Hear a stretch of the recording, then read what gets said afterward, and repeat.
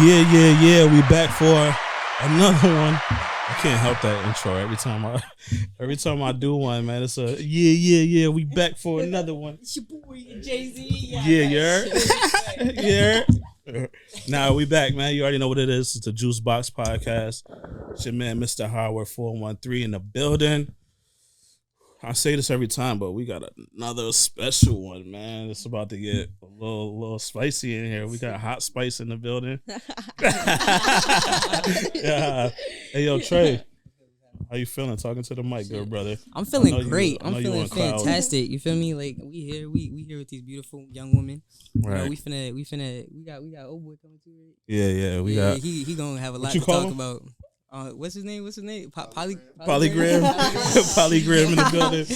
Hey man, that dude was preaching last time, bro. We gonna have him preach a little bit more, okay? Well, how was your weekend? Good, brother. It's been straight, bro. To be honest, I really just been getting the crib right. You feel me? Yeah. Weekends is I take the weekends to get my shit together for the next week type shit. For sure. Yeah, I can't have fun no more, bro. Yeah, exactly. It's hard. All right, so we're gonna introduce everybody. Introduce yourself. What you do, who you are, where you from, what you like. So, my name is Sunshine. What do I do? I mostly do braiding, work a 9 to 5 like everybody else. Trying to get that hustle. Nice. What was the second question? Fried. Fried. What y'all was smoking? I don't smoke. Well, y'all nigga got me hot. I'm feeling it. When you're not a drinker, everybody else is drinking. I don't really drink like that, so you don't drink at all.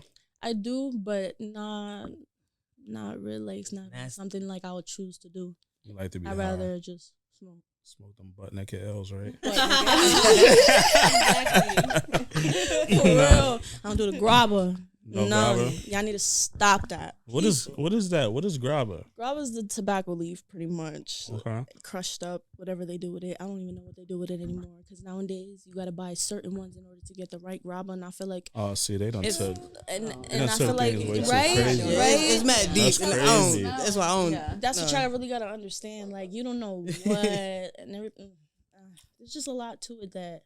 Why did they see? That's what's wrong with y'all weed smokers. Y'all take everything to a whole new fucking level, man. Like, I'm an organic person. I feel like my house should be high. organic. Y'all be high. Like, this ain't enough. I gotta do something. I gotta remix it because you be high already. So you thinking of some new shit to do to be high while you high.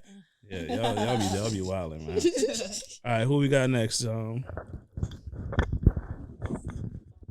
I'm Julie Fruscio. I'm with Lead with Love by Julianne. I run a body positivity and women's confidence program.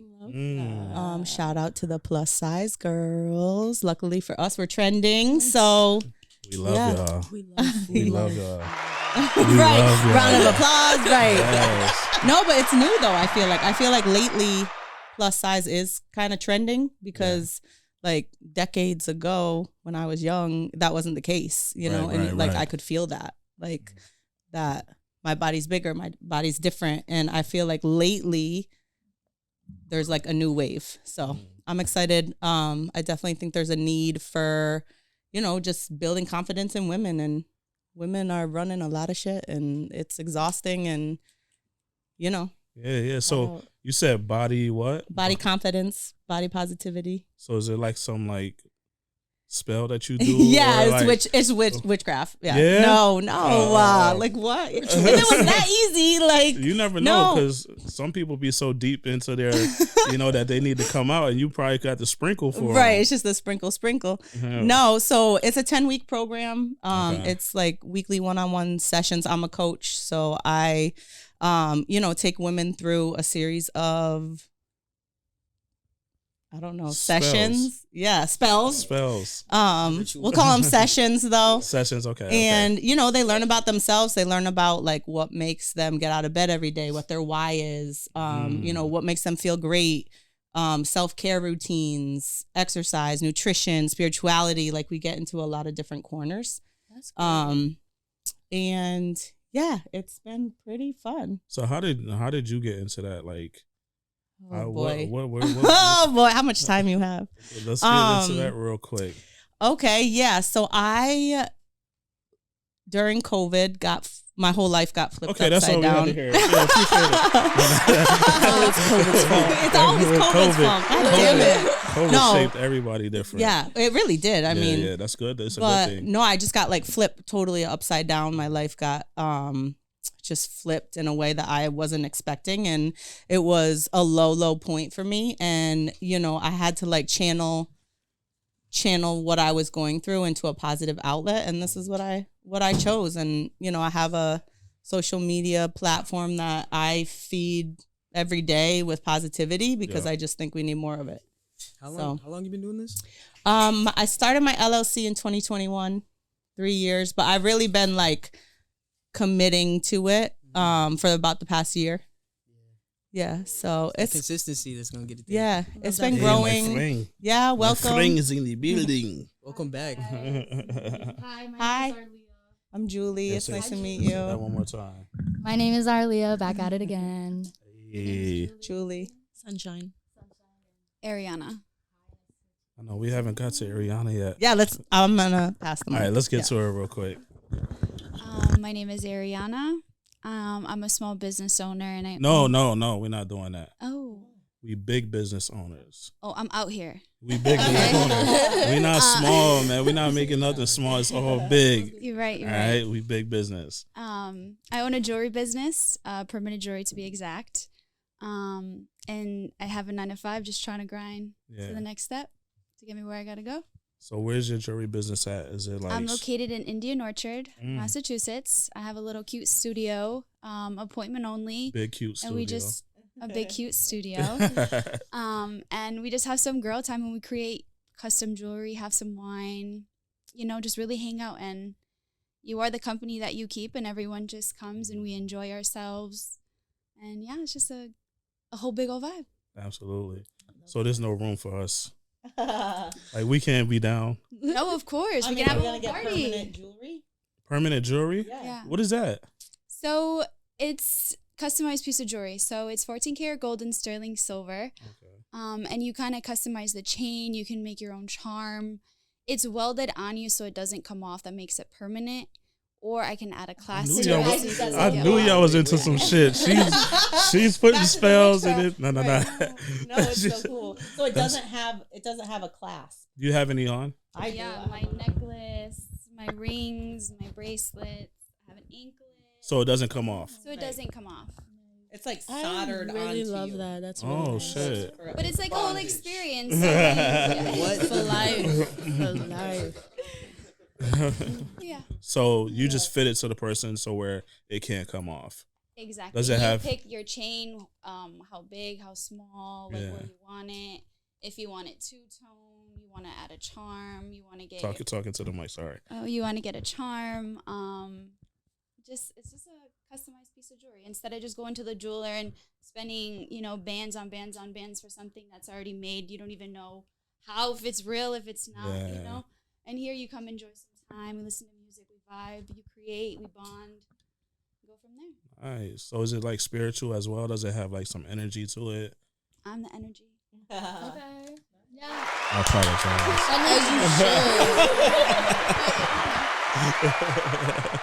Absolutely. All right, let's come back over here because I want to hear some more from Julie, right? What do you want to know? All right, so what is like, can you tell, or is it like they have to like book with you in order to like know what that process is like? No, like what my program is. Yeah. So I went through my own transformation, right? Like that's what motivated me to even do this for other women. Yeah. And when I sat down and thought about it, like what is the formula that I have in my life that makes it so that when I wake up every day, I feel amazing.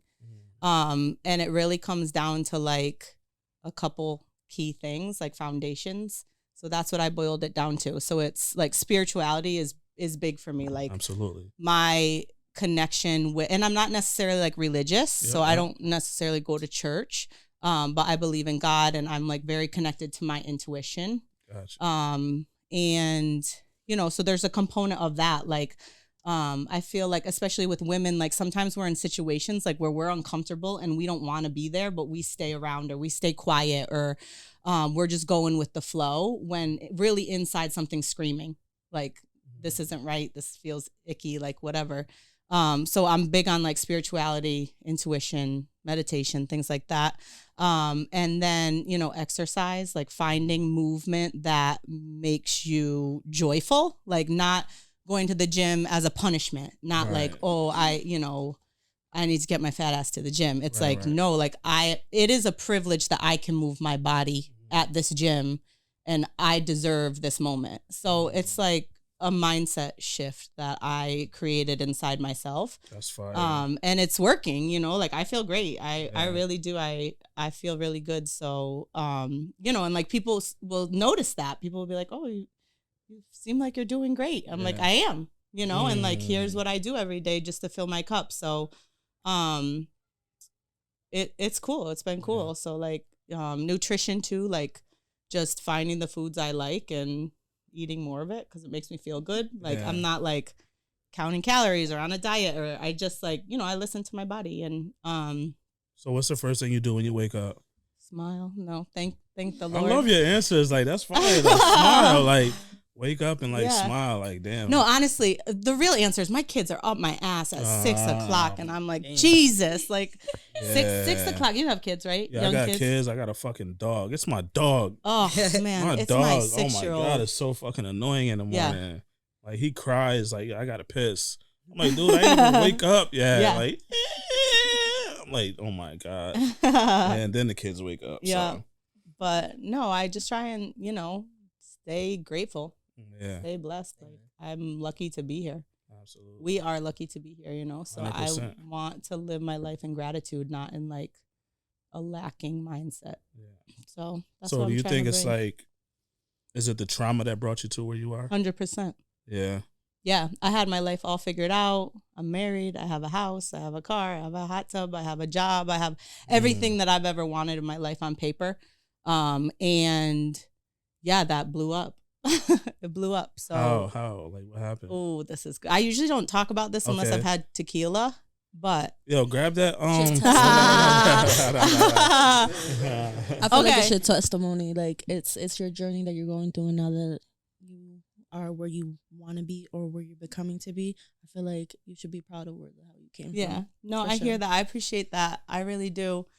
And like, just to be clear, like I don't have all my shit together. That's like not my message that like, oh, be like me because I have it figured out. Like not honestly. But to take it at the step at a time and be self-aware and then being able to especially give to the community too. Yeah. I feel like that's still getting somewhere, whether rich has to do with materialistic or rich being in your mind. And I feel like right now you're rich in your mind. I appreciate that. Yeah. I try to be, but yeah, I mean, I wasn't expecting like to go through what I went through. And 100%. You know, I was 5 months pregnant with my daughter. I caught my husband having an affair with the next door neighbor who was also his best friend's wife. Oh. The next door neighbor, like what? Who was also right. So the part you might have missed was also his best friend's wife. Damn. Right. So they what a fucking scandal. Yeah. What? They had to fight after that, right? No, they didn't. No. My ex is not a fighter. He's very feminine in that retrospect. Feminine in what aspect? Yeah. Be the soft ones. Yeah. Yeah, right. Yeah, no, and honestly, like that all came out of the woodwork one day, and I'm like, I got a huge belly. I'm 5 months pregnant with my daughter. I'm 5 months pregnant with my daughter, and it's COVID, so it's 2020. Yeah. Everybody's home, online learning, the daycare's shut down. I'm upside down. My job is just like insane, and I was just like, what am I gonna do? Right. So in order to not sink, I tried to just. Honestly, I just tried to get through the day. And like, this was one of the outlets that I created that made me go on. So I know there's so many questions. I like to see your questions. No, you probably gotta come on the couch. Yeah. Yeah, make some space. No, you gotta come over here. Yeah. You gotta come over here. Yeah, it's a lot. Right Yeah. Sit right here. Sit right here. Yes, Poppy. Yes, man. And grab the mic. What's your name? My name's Khalil. Come on. No, we're not gonna do that this time, right?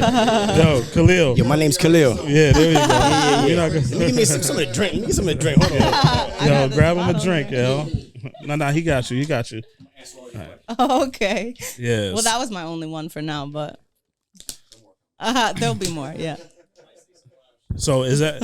Let me ask you this: is that the first time you were cheated on? Yes. So my ex-husband was my first boyfriend. Oh shit. Okay. First love, All first right. guy I brought home, first. Yeah. Not first. Was he your sexual first encounter. My what? Was he your first kiss? No, I was a hoe in college. Oh. Yeah, I had a hoe, big hoe. Wait. Shout out to the hoe what's phase. like? Ooh, the hoe phase. Nah, college. You were college, just experiencing life. No. So you say you was a hoe in college? Yeah. A non-sexual hoe. Oh no, you said you were having sex. Okay, yeah. Yeah, I mean, are hoes non-sexual? No, but I misheard it because you said your husband was the first of a couple My of first Boyfriend. relationship, boyfriend, Oh, like okay. love, I guess. Yeah. You loved him.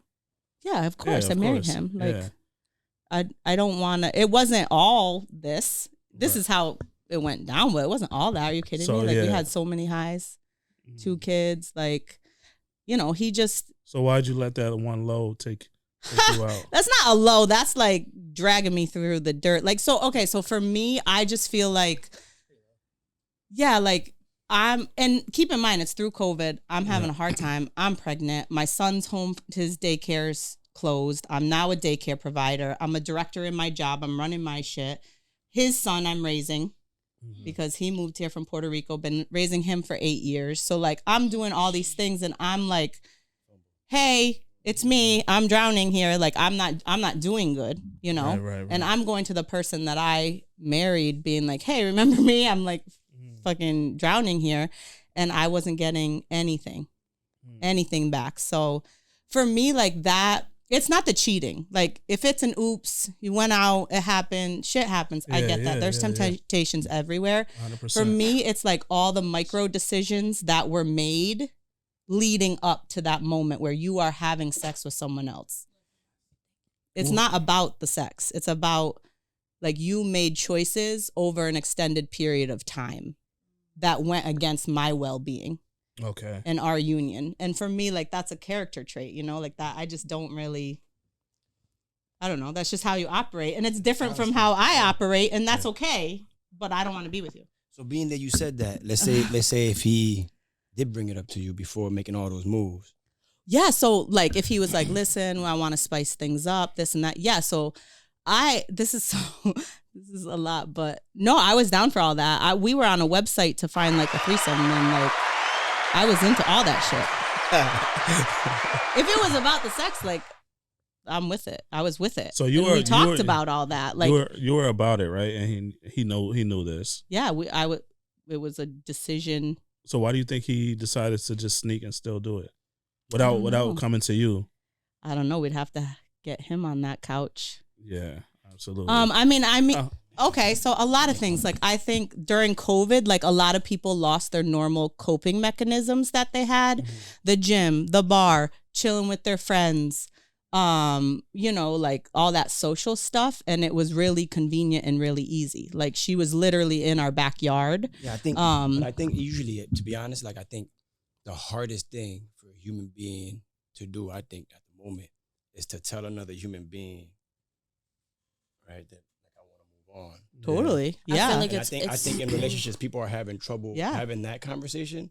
And that's why they go outside, right? Outside of being able to face that conversation, be like, hey, something's either missing or I'm uncomfortable here, right? Being able to have that open conversation. What was his excuse?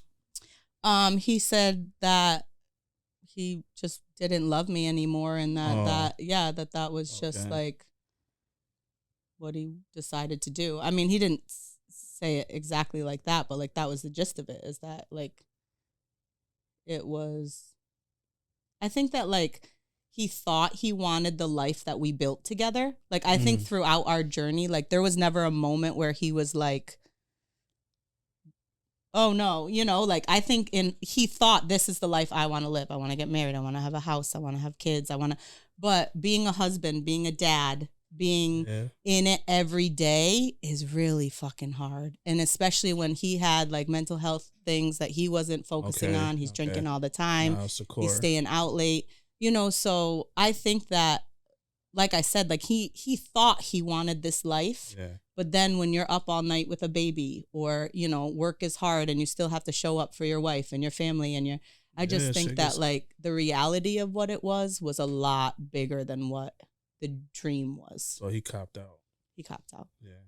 Yeah. And I rose though. Like, I'm like, thank you. Honestly, like, if I saw her, and I had to because she was my neighbor.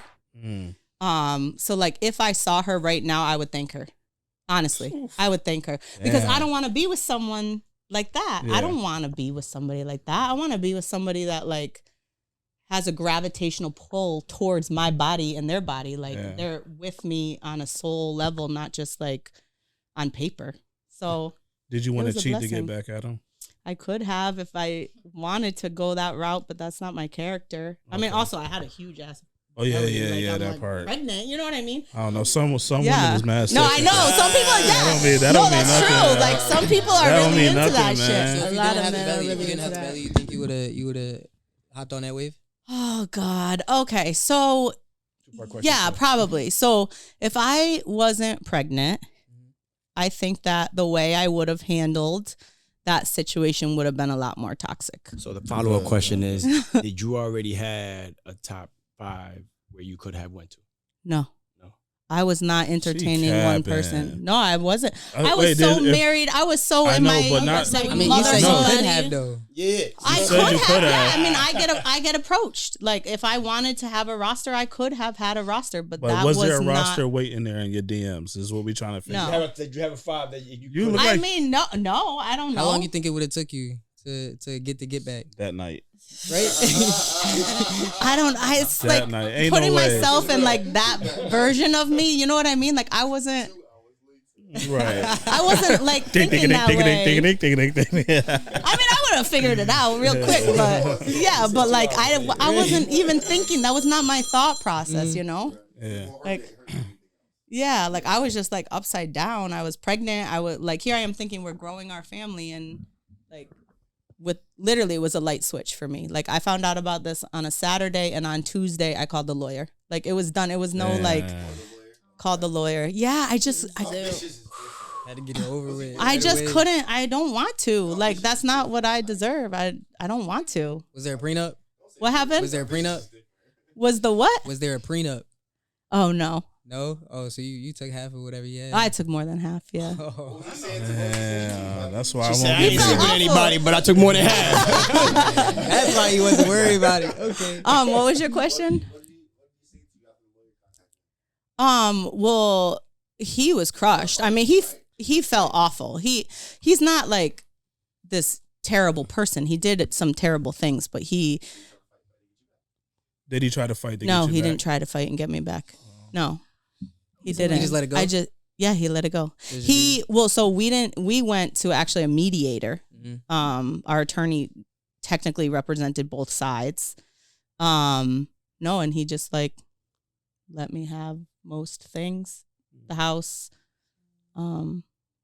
which is for his kids. So I appreciated the way he, like once it was said and done, like how he made sure that we were good, you know? I'm gonna take my hat off.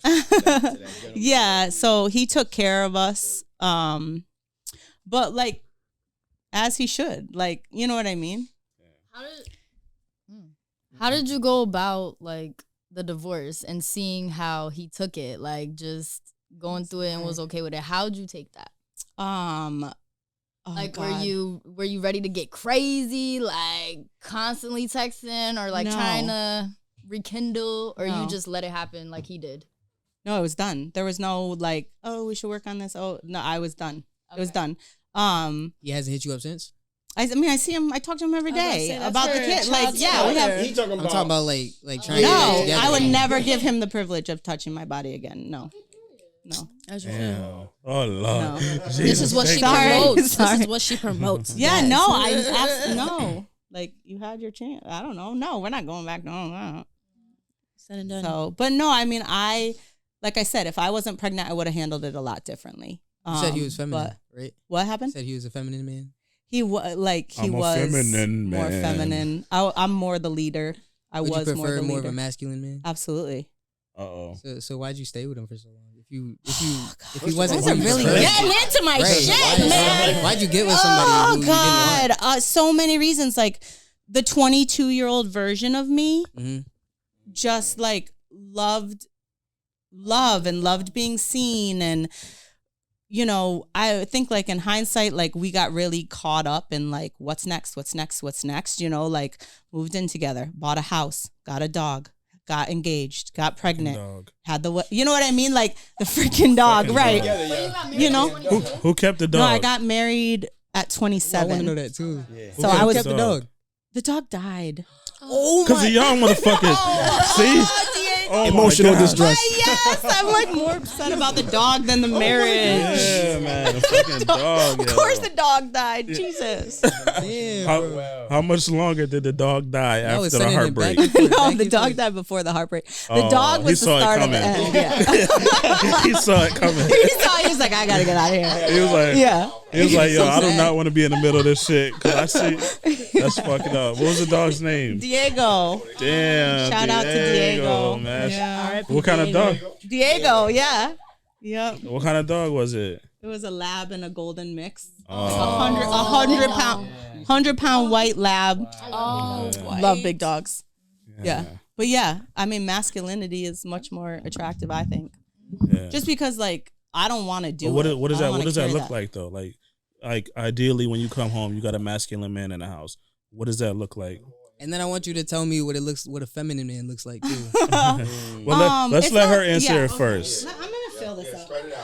No, what do you mean first? I've been talking for 10 minutes. Wait, let me ask her. What is masculinity? No, I got you. Oh, okay, yeah. So, do you like a masculine man or a feminine man? Oh, masculine. Ooh. She's like, definitely.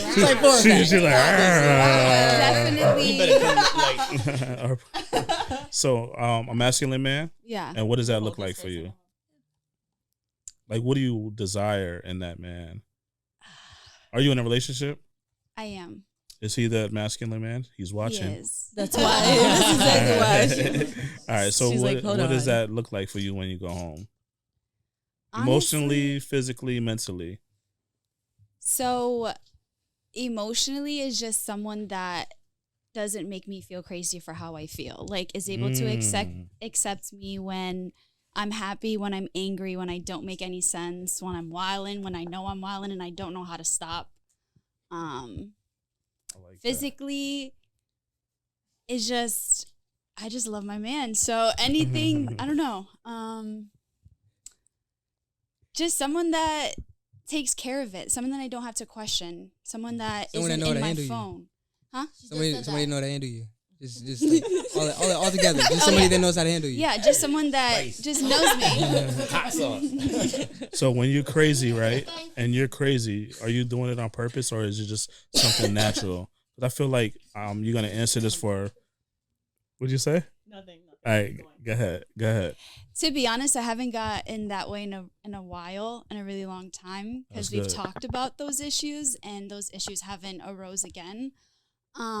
But so he's suppressing you. She's growing.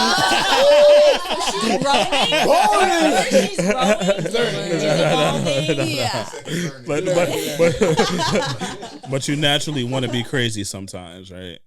I just think it's a balance. It's a balance because men and women don't think the same, like 100%. at all. Ooh, let's get to that. That's the what we really try to get to right there. Yeah, you have to truly enjoy your man for who he is, not what you want or expect. Like when you're with somebody, you have to love them for them.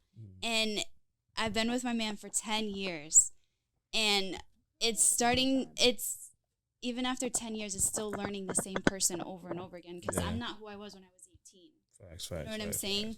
And neither is he. So it's just trying to evolve together and taking the time to actually do it.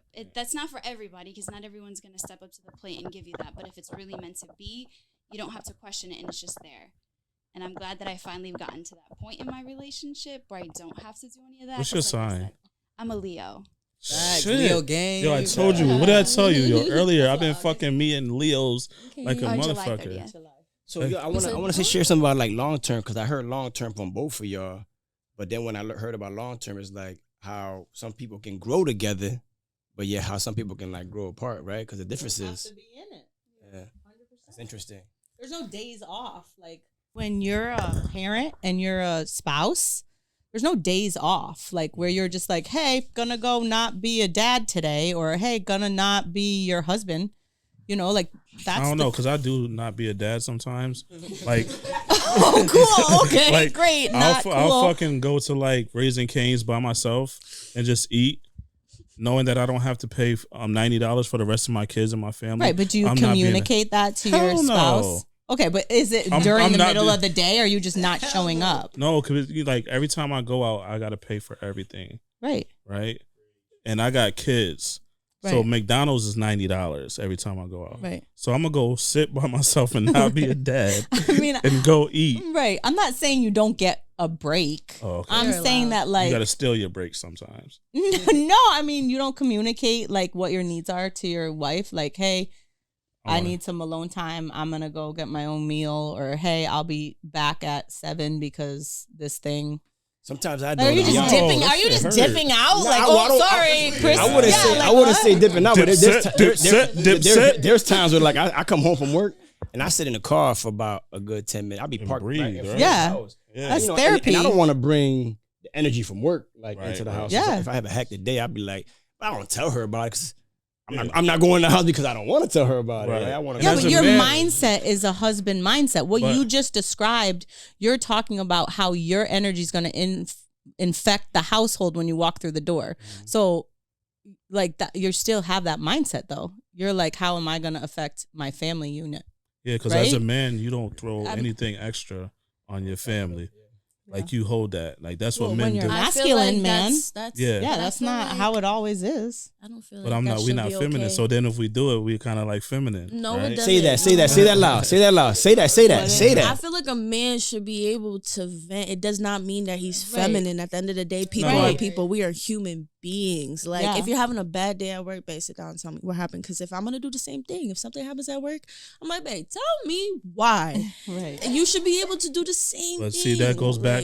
And I get it for the energy of the house to like fix it. So obviously, like you don't want to just be like coming into the house and like sluggish and everything else. Obviously, like you need to like come correct, but at the same time, where it's like, yo, can I talk to you? Of course, like, you should be able to have, that goes back to what she said. To your spouse. Men and women think totally different. Like when a man comes home, he can't put nothing extra on because he's the man. Dad got to go in the house and show that he's dad. Right? And we have to, and it's not that we're putting up a front. It's just like he said, I'm going to sit outside for 10 minutes. I'm going to handle this, suck it up, breathe, go in the house, and be that man for the rest of the family. Like, I can't throw nothing extra on my family because my family throws everything on me, and I carry that, and I hold that. And I hold it down. So what you're saying is that I am glad that she said that because we still need an outlet, right? Even though we're not bringing it home. Let me ask you. I like to bring it to my comrades, right? Like, can I bounce things off of Chris, right? Instead of bringing it home, I'd rather call a comrade and be like, yo, listen, fuck this job. I'm ready. I'd rather bring it there than bring it home. Facts. Right? I think it affects the home different than if I just reach out to one of the homies or a mentor for that. Yeah. See, I was going to say. Okay. Like, even when my shorty asked me, I'm like, nah, everything cool. You know what I mean? We good. The protection on why we do that though is because like when he said pillow talk, like listen to that. Like that has been at most moments when it's time to cause pain on masculinity, it's used against us. Right? And so that's why I stay outside for 10 minutes, right? And call the comrade Chris or someone, right, who it's not feminine, right. So I feel like you guys are mixing like vulnerability and femininity, and those are not what we're saying. But what I also want to talk about too, it's good where y'all point is, but it's more than the fast masculinity. Sorry, tongue twist. Can't do it right now. Anyway, like how you said, when it comes to holding the weight down of the home, I feel like as a marriage, as a together relationship, any kind of thing, y'all should be able to hold the weight together because this is like how y'all do a business. Like y'all co-sharers, y'all should be able to handle this whole shit. And when I hear that, you know what I hear? I hear that sometimes my partner right? When we hear the statement, relationship is 50-50, and I'd be like, that's bullshit. No, that's not. Because it's going to be a reality where my partner's going to be at 20 and I got to pick up the slack. Or I may be at 20 and she may have to pick up. But it's a partnership, it's right? It's a partnership. And so the 50-50 concept doesn't really exist, but like, it's that partnership. Sometimes I have to pick up the weight. Is it a generational thing though too? Yes. Because I was literally just having this conversation with my father yesterday, and he was just saying, like, as a man, he has to hold everything on him. And my dad's not one to talk about his feelings for anything. Yeah. And more recently, he's been expressing himself because obviously he must feel the need to, and he's getting more comfortable with those feelings. But I feel like if you're a true OG, that wasn't a thing back in the day. Your dad didn't talk about his feelings, 100%. So you are what you see at home. So I can definitely understand, like, yeah. Them, I don't want to say older. I like people, that. But you know what I'm saying? Like that. Yeah. But now men are too soft. Y'all talking about me? The woman's holding down everything. Women are like, and then I feel bad for y'all. Like, not for you per se, but like women out here, man, they dealing with so many soft men. Yeah. It's not even us no more. So you know what I'm saying? So I don't even we can't even give a little bit of that because my shorty feels so strong about me, and I'm a strong person because I've been through a lot and I hold myself as a man. So I can't even give a little bit of that because I see the bitchness in all these other dudes, like the feminineness in all the other dudes. And it's just like, not even an inch for that. I don't have that, So it's just like, what's your question? So what makes a soft man? Why can't you be yourself around the person that you're with? But that's who I am. And I think that's a 2-part question because that's how is it for us? How do we view softness compared to how they view softness? Because that may be a totally different, condonation on how they view what a soft. A soft man to me is like a soft man to me is one who kind of like leans on his woman too much. Like that's what's soft to me. Like even if she's working and you at home playing PlayStation all day and you're not motivating your shorty and you making her do most of the work, she paying the bills, and you still giving her attitude. You're not helping her out. You being this and you being. Can I say something? This sounds familiar. That don't sound like softness. It just sounds like you a bum. Like giving soft gifts. I live with my mother. I feel like between being soft and just not doing shit at all. Like you're a bum, nigga. Fuck. Like it's like living with his mom. It's like taking care of him.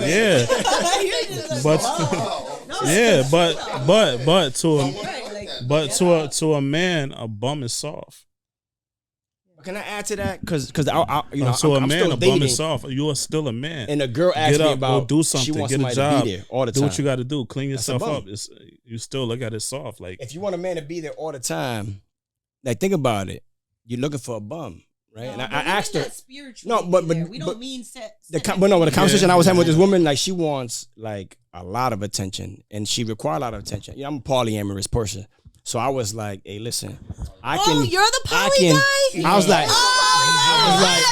many questions. I told her I can give you this. I didn't put it together. You gotta have to get that from somewhere else. Oh, all right. No, I got it. Interesting. Ask all the party questions you. I have so many.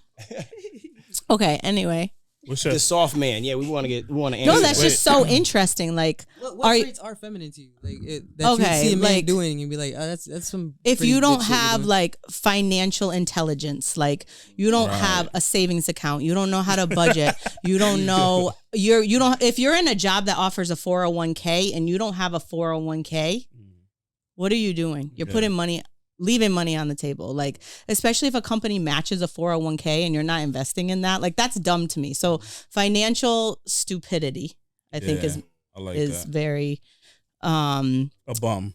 Is a bum. and that's soft, right? And that's soft. Right. Yeah.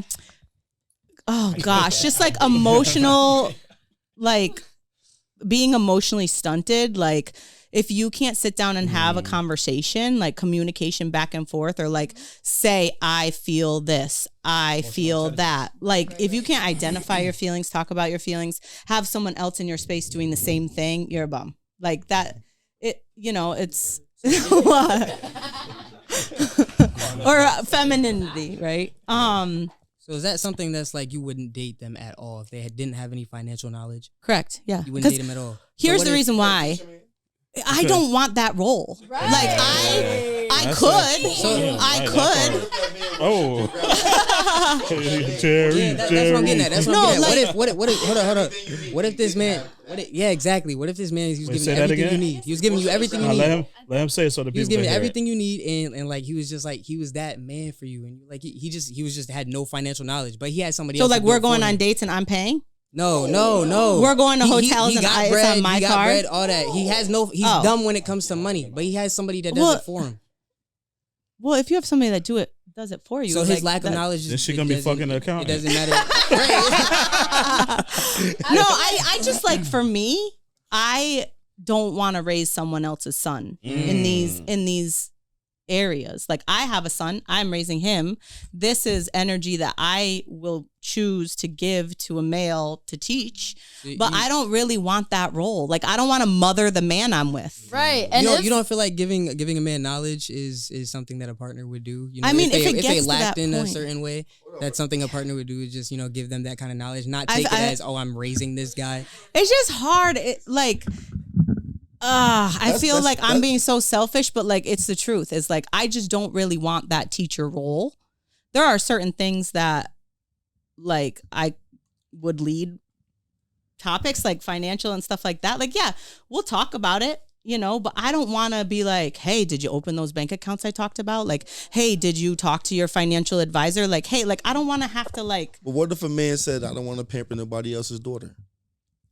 I mean, I get that. Then we're not a match. Like, that's the thing. There's billions of people in this world. Like, if I'm not for you, that's fine with me. It's, I like individualized. No, I get that. Like, so then you want a more masculine girl who's, like, so I'm not for you, and that's okay. Like,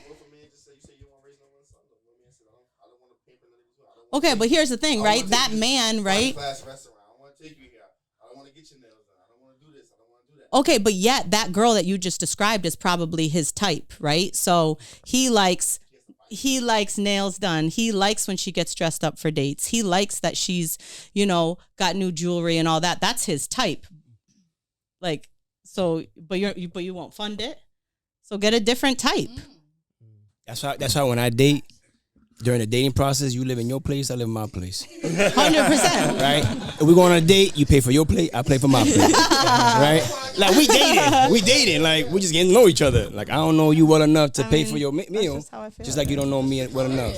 No, I get your perspective, but then it's like, so then, then it's not a match. And I feel like if a man isn't consistently trying to, like, upgrade his financials or upgrade his life, then you're still a bum. Like, you don't have to be broke. Okay, right, I don't say like you got to be broke and you're a bum. If you're broke and you're not constantly trying to make money or trying to find different ways to make money or even try to get that foot into the door, you're a bum. Then that's just that. Period. Yeah. I ain't gonna say bums because bums is the one people on the corner that's begging for change. That's the mindset. It's a bum mindset. Yeah, right. Yeah. It's if it wasn't for her, you would be a bum. It's true. Yes. That's a bum mindset. It's a bum mindset. Mindset, not bum. Mindset. Yeah. Yeah, but if you don't, but if you have a bum mindset and you leaning on a woman, if that woman wasn't there, you'll end up being a bum or at your mom's house. Right, like if we're running the show, like that where it started though. Like if his dad wasn't around, because it sounds like men are supposed to be teaching financials. Am I getting that right? From what I understand from you, like no, say, you for were example, just the question was what makes someone single mother raised, right? Like, who was supposed to teach me that if dad wasn't around? No, but that's what I'm saying. Your mom's poured into you as her child to raise you with a certain standard. And so for the children that have mothers who are not fully educated in that realm, like they get shortchanged. Those kind of brothers get shortchanged because they don't have the financial situation. So they can't even step to you. You know what I mean? Because like they're already shortchanged from the lack of knowledge that they have from the upbringing.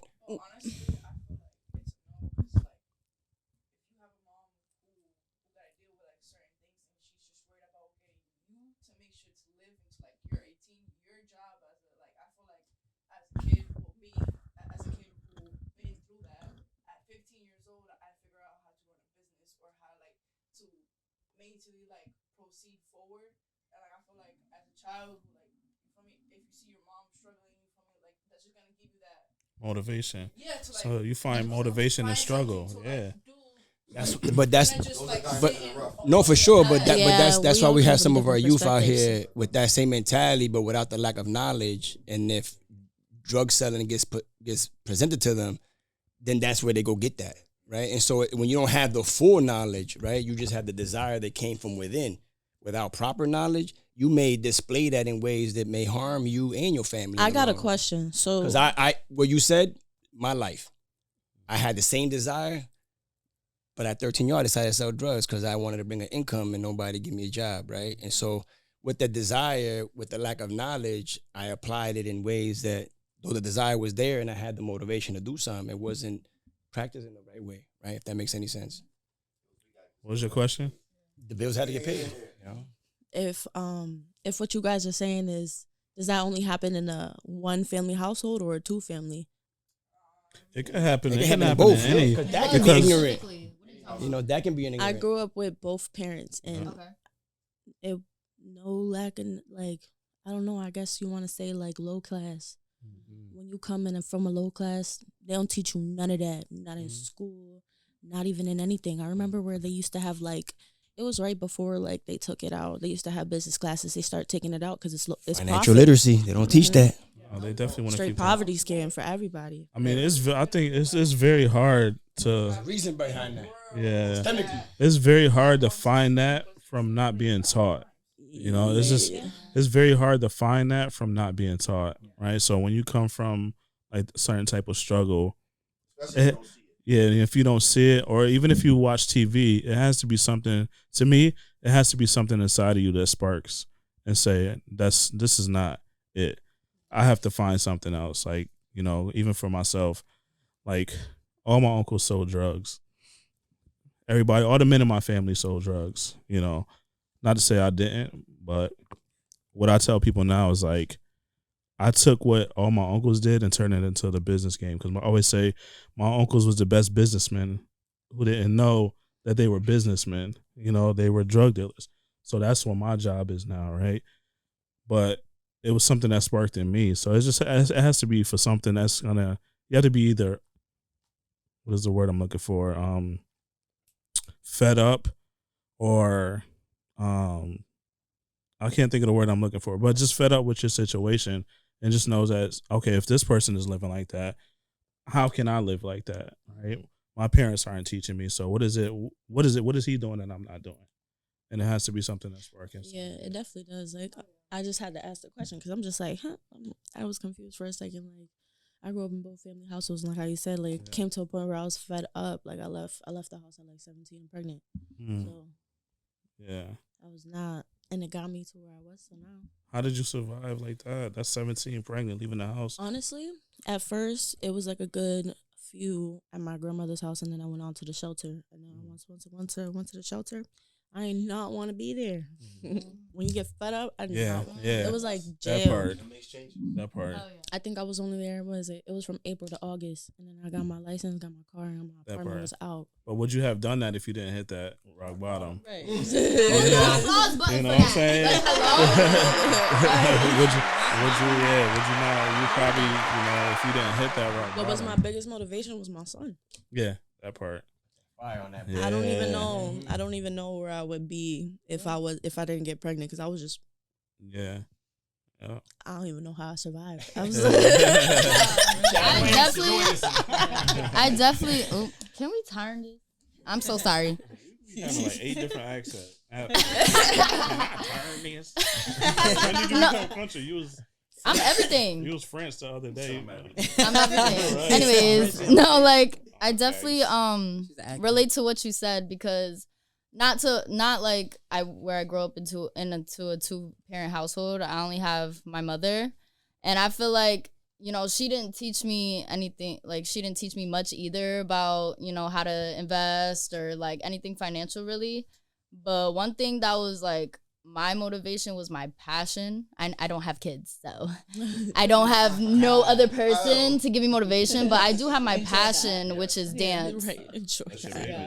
Yeah, basically. Yeah. So like I'm a dancer, and I've always saw myself being on like music shows, VMAs, BETs, just performing like music videos or whatever. And I felt like I never really saw that growing up, but that's what I saw like on social media.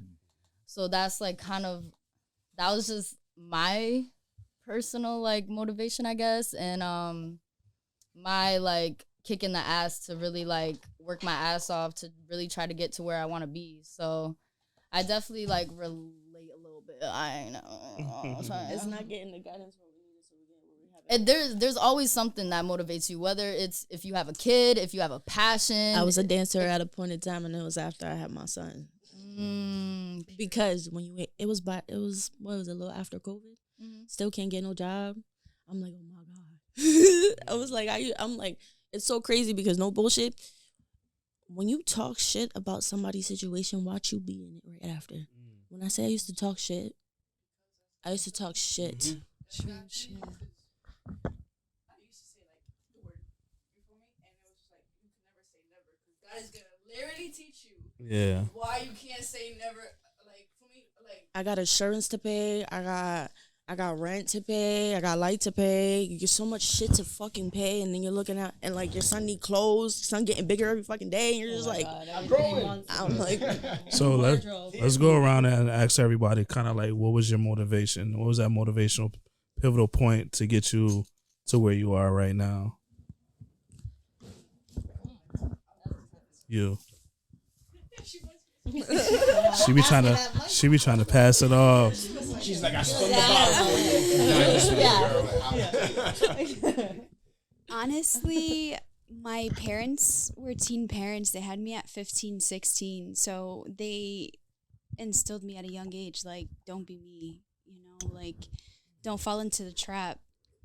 My parents come from very, difficult backgrounds also. And I don't know, they just kind of kept me out of trouble and just said, and it's just trying to like prove them right and not be like fall into their footsteps, because I know how bad they struggled, and I just didn't want that for myself. And I had strict parents, so that's also something that people may not have. I had very strict parents. Did the strict parents help or hurt?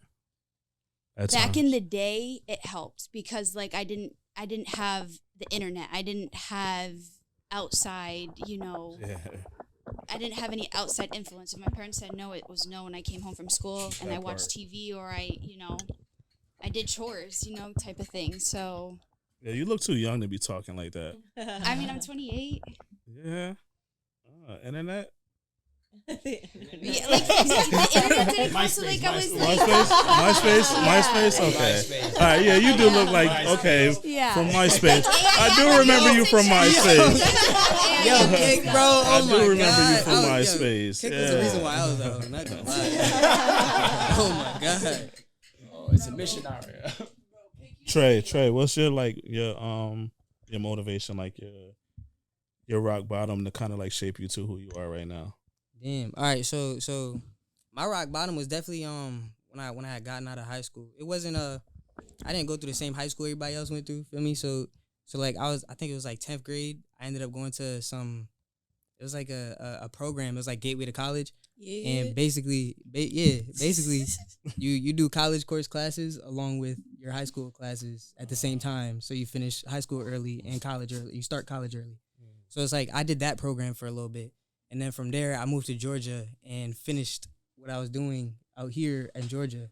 So after I had graduated, like, not gonna lie, I was kind of like, I had a big head, you feel me?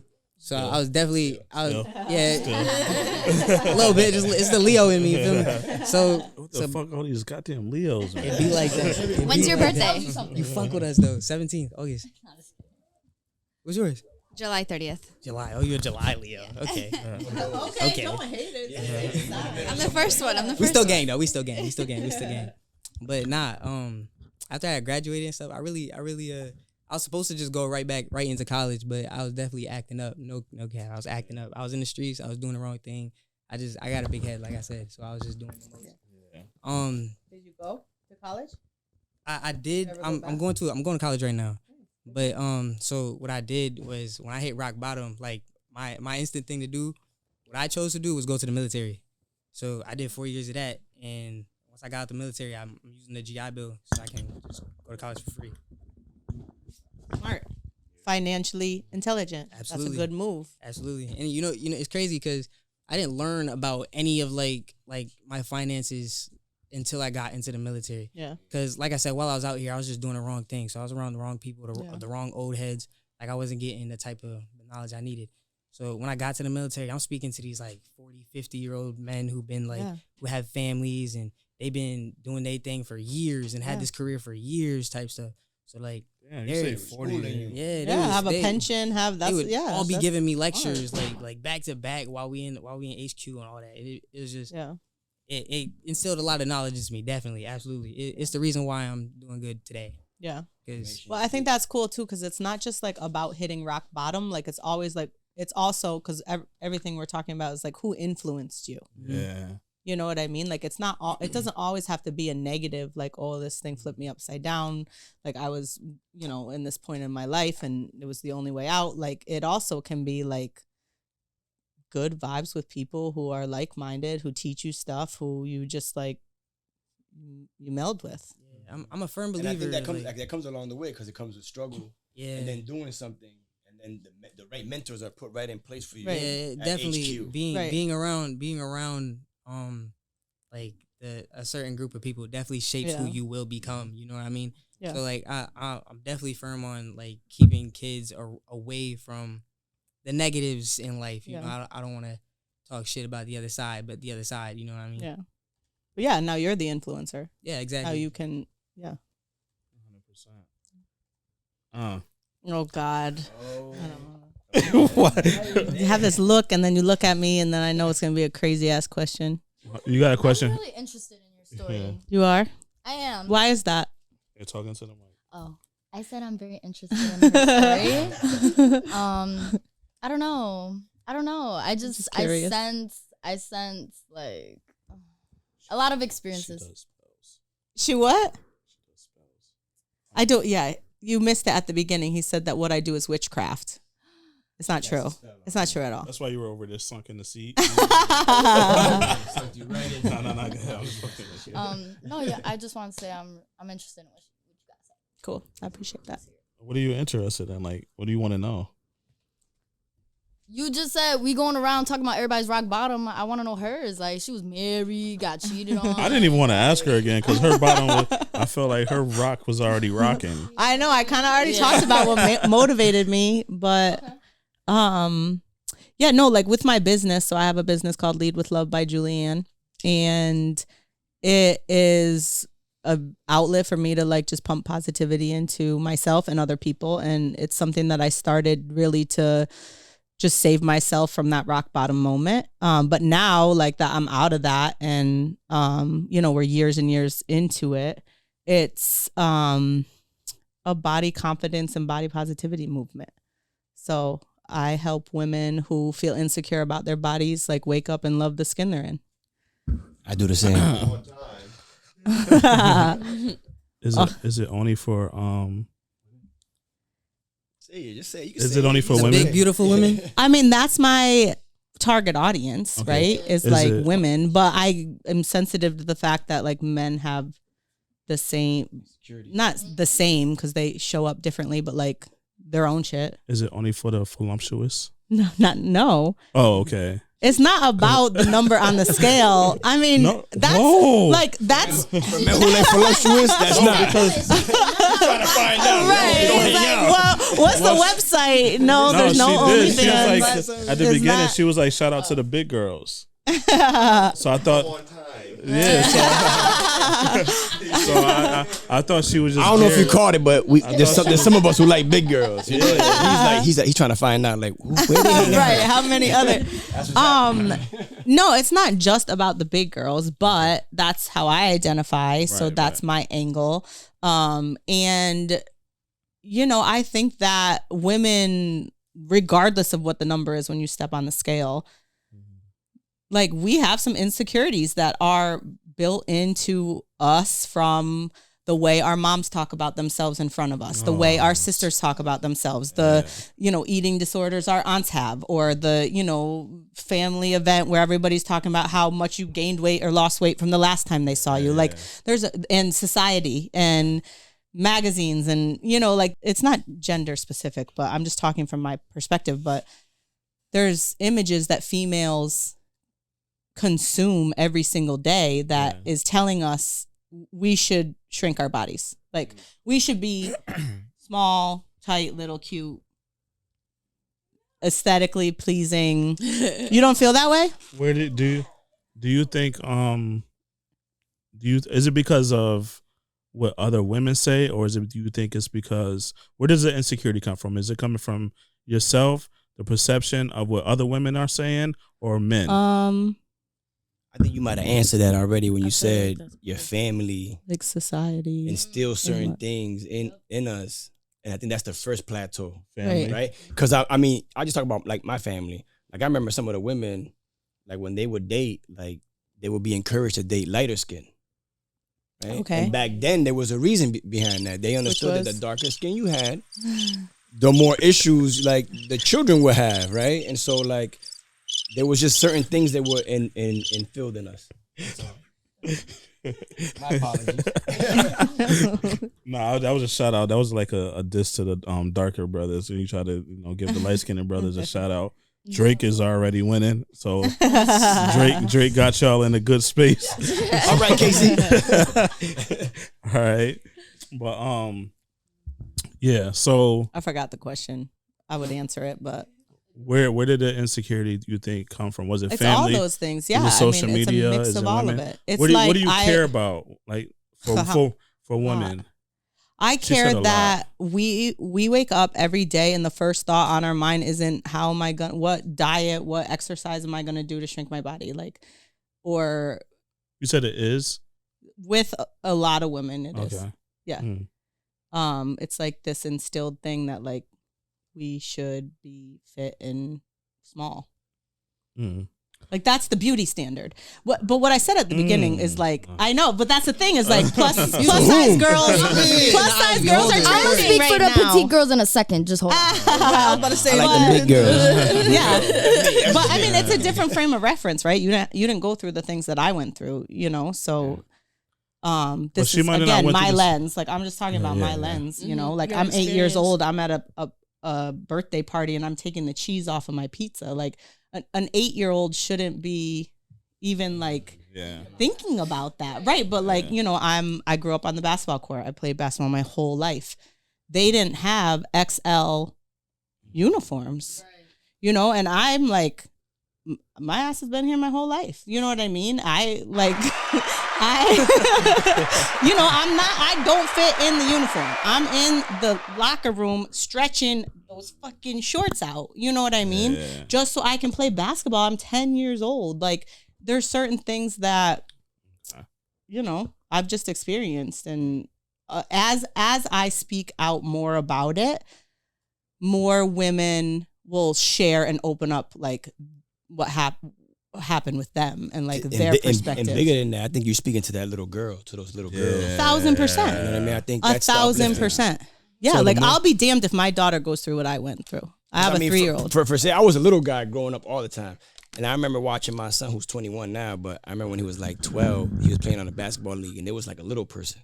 Yeah. And the uniform was the opposite. Because it was so little, big. It was just so big that it was bad. Yeah. And today, I seen him at the gym. I'm at the gym and I seen this young kid and he comes up to me. And it's the same little young kid. But he's he like this now.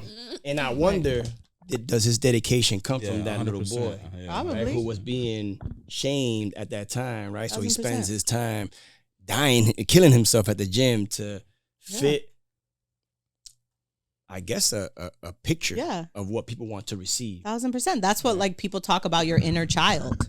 Like that is what that is. It's like what you went through at an early age in your life affects the way you act as an adult. 1,000%. Like it just is what it is. And like the more awareness you have about that, like the more you start like checking out certain patterns you have and certain ways you handle things and certain triggers you have, like just having that awareness. I think is good for evolution. I feel like, specifically speaking for the petite girls out there, what accent was that? Arizona somewhere.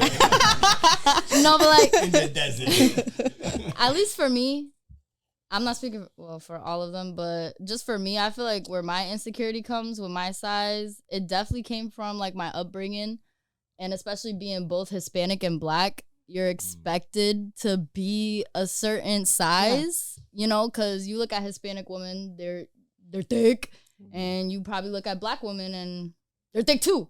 Like, so it's like, so they're like, eat up while you're not eating, right? Not getting weight. Yeah, so it would be like if I'm around like Hispanics, specifically when I would be around that side, it would just be like, oh, you so small. Right. Oh my gosh, do you eat? Like, yes, I do eat a lot. So I feel like that's part of where my insecurity comes in. Like, oh, I don't fit into my culture because I'm so small. And I feel like also too, like dealing with men, men are so iffy. Like they either like a really small, like they like really petite girls or they like thick girls. But it's just like, I feel like when you're both. How are you both? What? I'm gonna speak for a man. Okay. All right. What you mean? Beauty in all shapes and sizes. Beauty is an energy. That's what I find, right? So she can be a big girl. She could be a small girl. If the energy there, the vibe right, I see energy. And she beautiful. She beautiful. She beautiful. She beautiful. Okay. Right? But on paper you have a type, right? Huh? On paper you have a type, right? Yeah. You have a preference. Right, yeah, like you have a like if you're not sitting there talking to someone, vibing with them. You know my like, preferences? What? Women. And I'm not lying. Nah, I got a preference. Women. Everybody has a type. He lying to y'all. He lying to y'all. I got a preference. You have a type. No, I don't. Everybody has a type. For sure. How? Like That's if there was true. a lineup of 10 beautiful women, all shapes and sizes, different ethnicities, whatever. Mm-hmm. There's somebody you're zeroing. Am I having a conversation? That to me is scary. No, you're not speaking. Without a conversation? You are not that speaking. To me is scary. You're not speaking. I don't know. No I can't. personality. I need to speak first. That's that part. No bullshit. I can be fooling me. No bullshit. Like, oh man, look at her. Well, I ain't gonna lie. I need to hear. But you don't have a type. You're really saying you don't have a type. No. I do. That's crazy. You know why? That's crazy. So I need a what? Sapiosexual. Okay. So I'm attracted to someone who's intelligent. Yeah. Right? Someone who can. Man, listen, when I said listen. Just because you had a title on it. I'm super sexual too. So you may look good, right? But I need, right? You need to feed my mind. Yeah, you need to feed my mind. If you feed my mind, that man, right? Right. That can do something to my whole being. Yeah. So. I don't know. I still think you're lying about not having a type, but okay. No, okay. Everybody has a type. You think we're lying about having a type, right? And this is why y'all get so mad when a man cheats, and it's the opposite of you, or it could be the opposite of you, right? But he still was attracted to you, and he still was attracted to that. So there's no real type right there. He just wasn't being honest with both parties. Right. But that's what Paulie is. Paulie is the so realization. Why do you think we have a fucking type if we'll cheat with a roach? Bam. We don't have a type. Bam. No, we don't. But he's just saying that to say it. She said that. I'm just saying. She's saying not a roach, nigga. Like, but it could be a. I see, like, okay. There's been, huh? No, I told you I like energy. I told you it's energy because listen, she could be ugly in everyone's eyes, right? But if you have a conversation with her, she becomes more beautiful on her conversation, off of her intelligence, off her energy. And but do y'all mean that for real though? Like, are you just saying that? Like, what? You don't even stay with her though. After like y'all cheat with whoever y'all cheat with, y'all don't stay with them. Y'all just go and be crying back to it. Because it's a desire, right? Like that's what I'm saying. Like some people, that's why some people lose their monogamous relationship. to sleep with somebody that like everybody else is sleeping with. That's why I'm coming to a point now where I'm ready to just stay single. All right, so I'm listening in on this and not gonna lie. Become polygamous. I got a type. Not gonna lie. I definitely have a type. You can see my history. You feel me? And it's a type. Right. You know what I'm saying? But I'm not. So.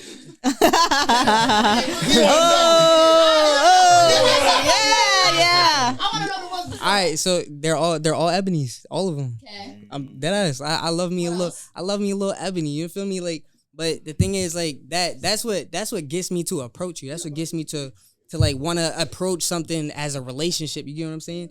For you to be my type. But like if you're that doesn't necessarily mean like a little Spanish girl when it isn't beautiful to me, or a little Asian chick ain't fine to me. You get what I'm saying? Like they're still beautiful women, but I got my type, but all women are beautiful in their own way. You feel me? Yeah, I can respect that. In a certain aspect, you know what I'm saying? Just like you would only go for like somebody that's your type. You know what I'm saying? Like you'd only go for somebody that's masculine, that make your panties wet. You know what I mean? How about if you're bisexual? If you're bisexual, then you're lit. But there's still no type. It's part of it. Yeah, not all of it. I would say. I can't not even lie. Like it's like how y'all said. I feel like I can't lie. I can't do no hit crazy. No. What you mean? So wait, I don't get it. Obviously, I feel like y'all be cap. I'm gonna speak up and be like, if somebody who is less like a 2 or a 3, yeah, you can't just be like, we could talk. No. What you mean? You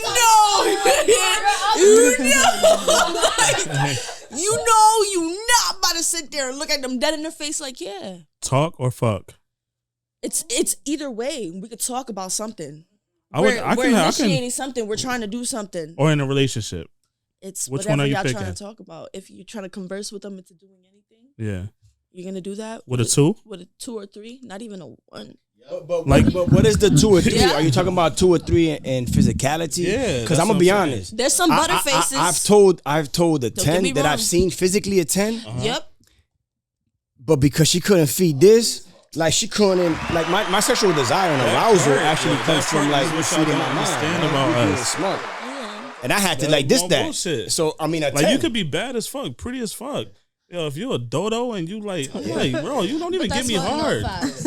Like for no bullshit, you'll turn me off. Like, yo, you turning me off. Get out of here, yo. Okay, I always say that bad bitches, I hate them.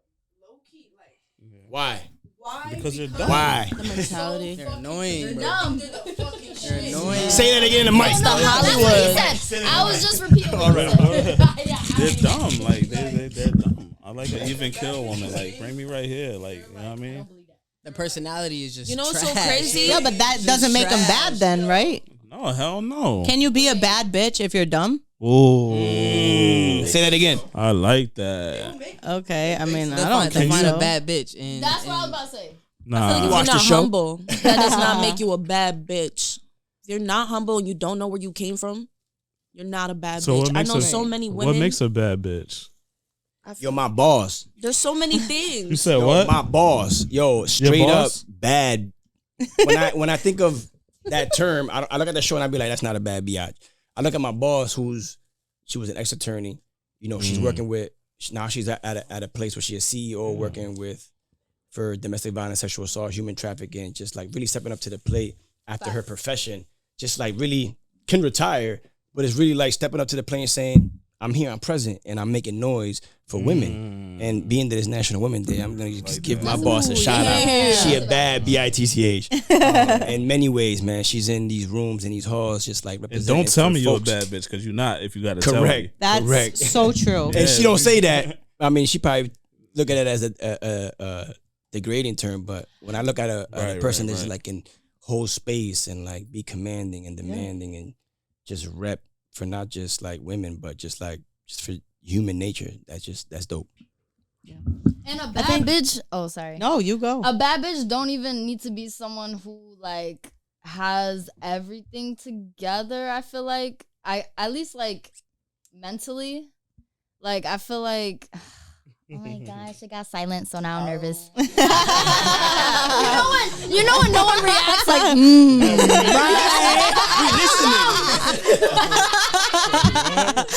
No, but like, we're gonna start it over. Okay,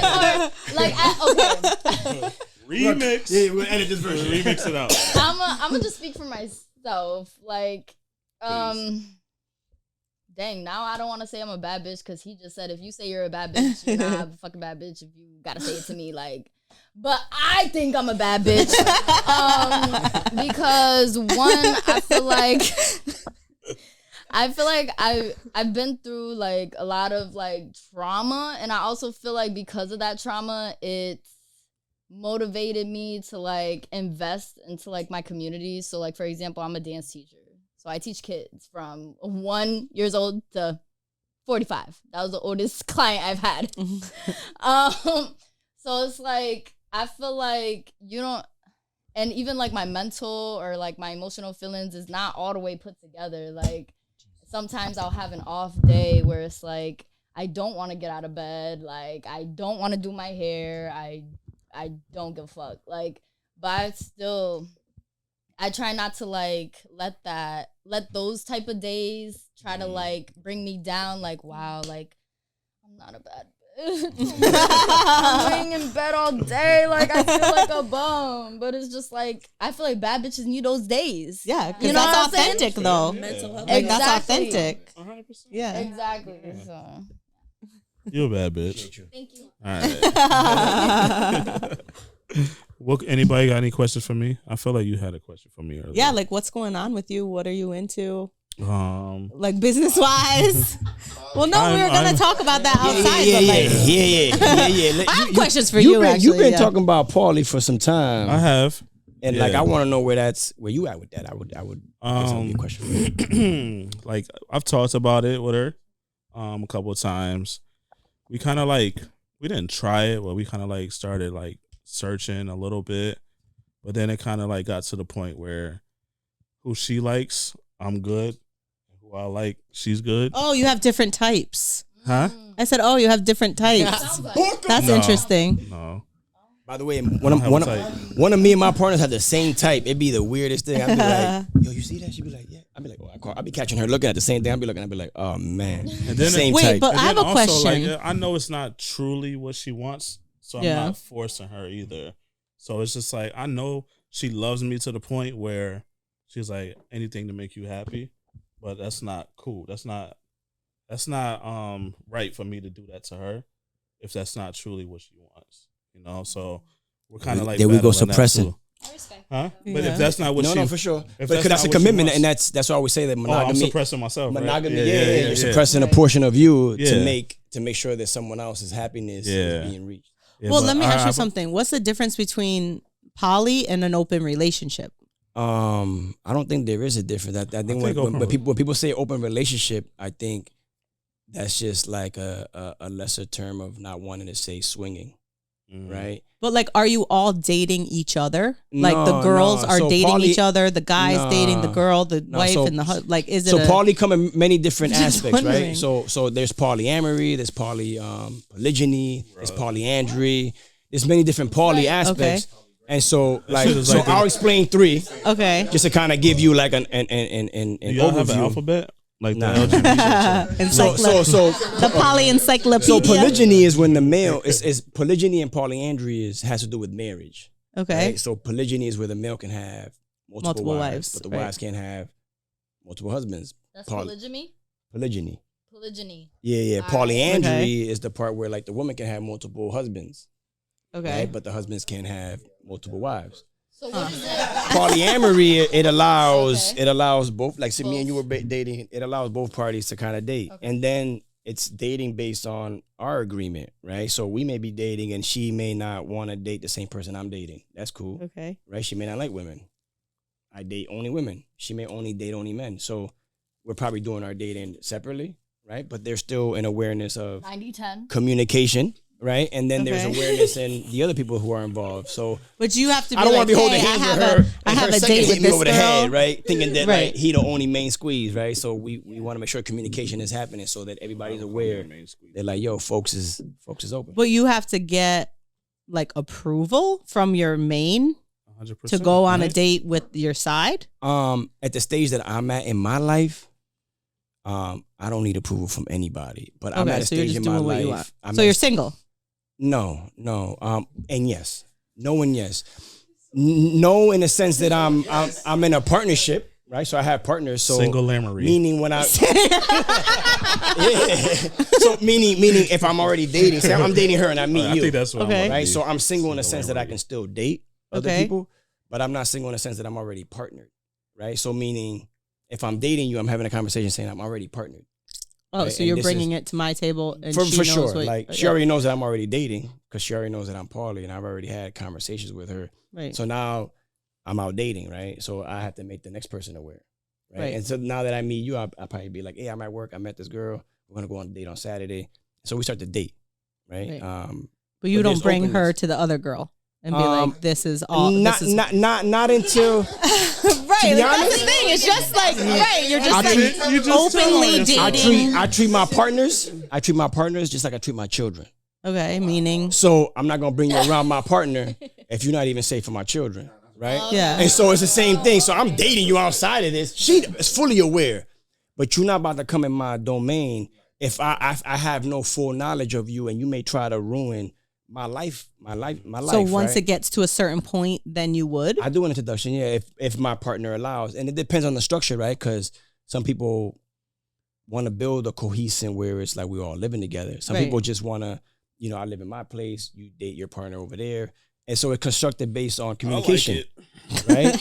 It's based on what you want, right? Yeah. I mean, every poly dynamic is very different. So me trying to sit here and describe what poly is as a general, that anybody who try to do that is just only explaining. It's just like somebody who's, if I sit here and talk about women, I'm only sharing by my experience that I had with the women that I've been. Yeah, I can't speak about all of y'all because I've never been with none of y'all.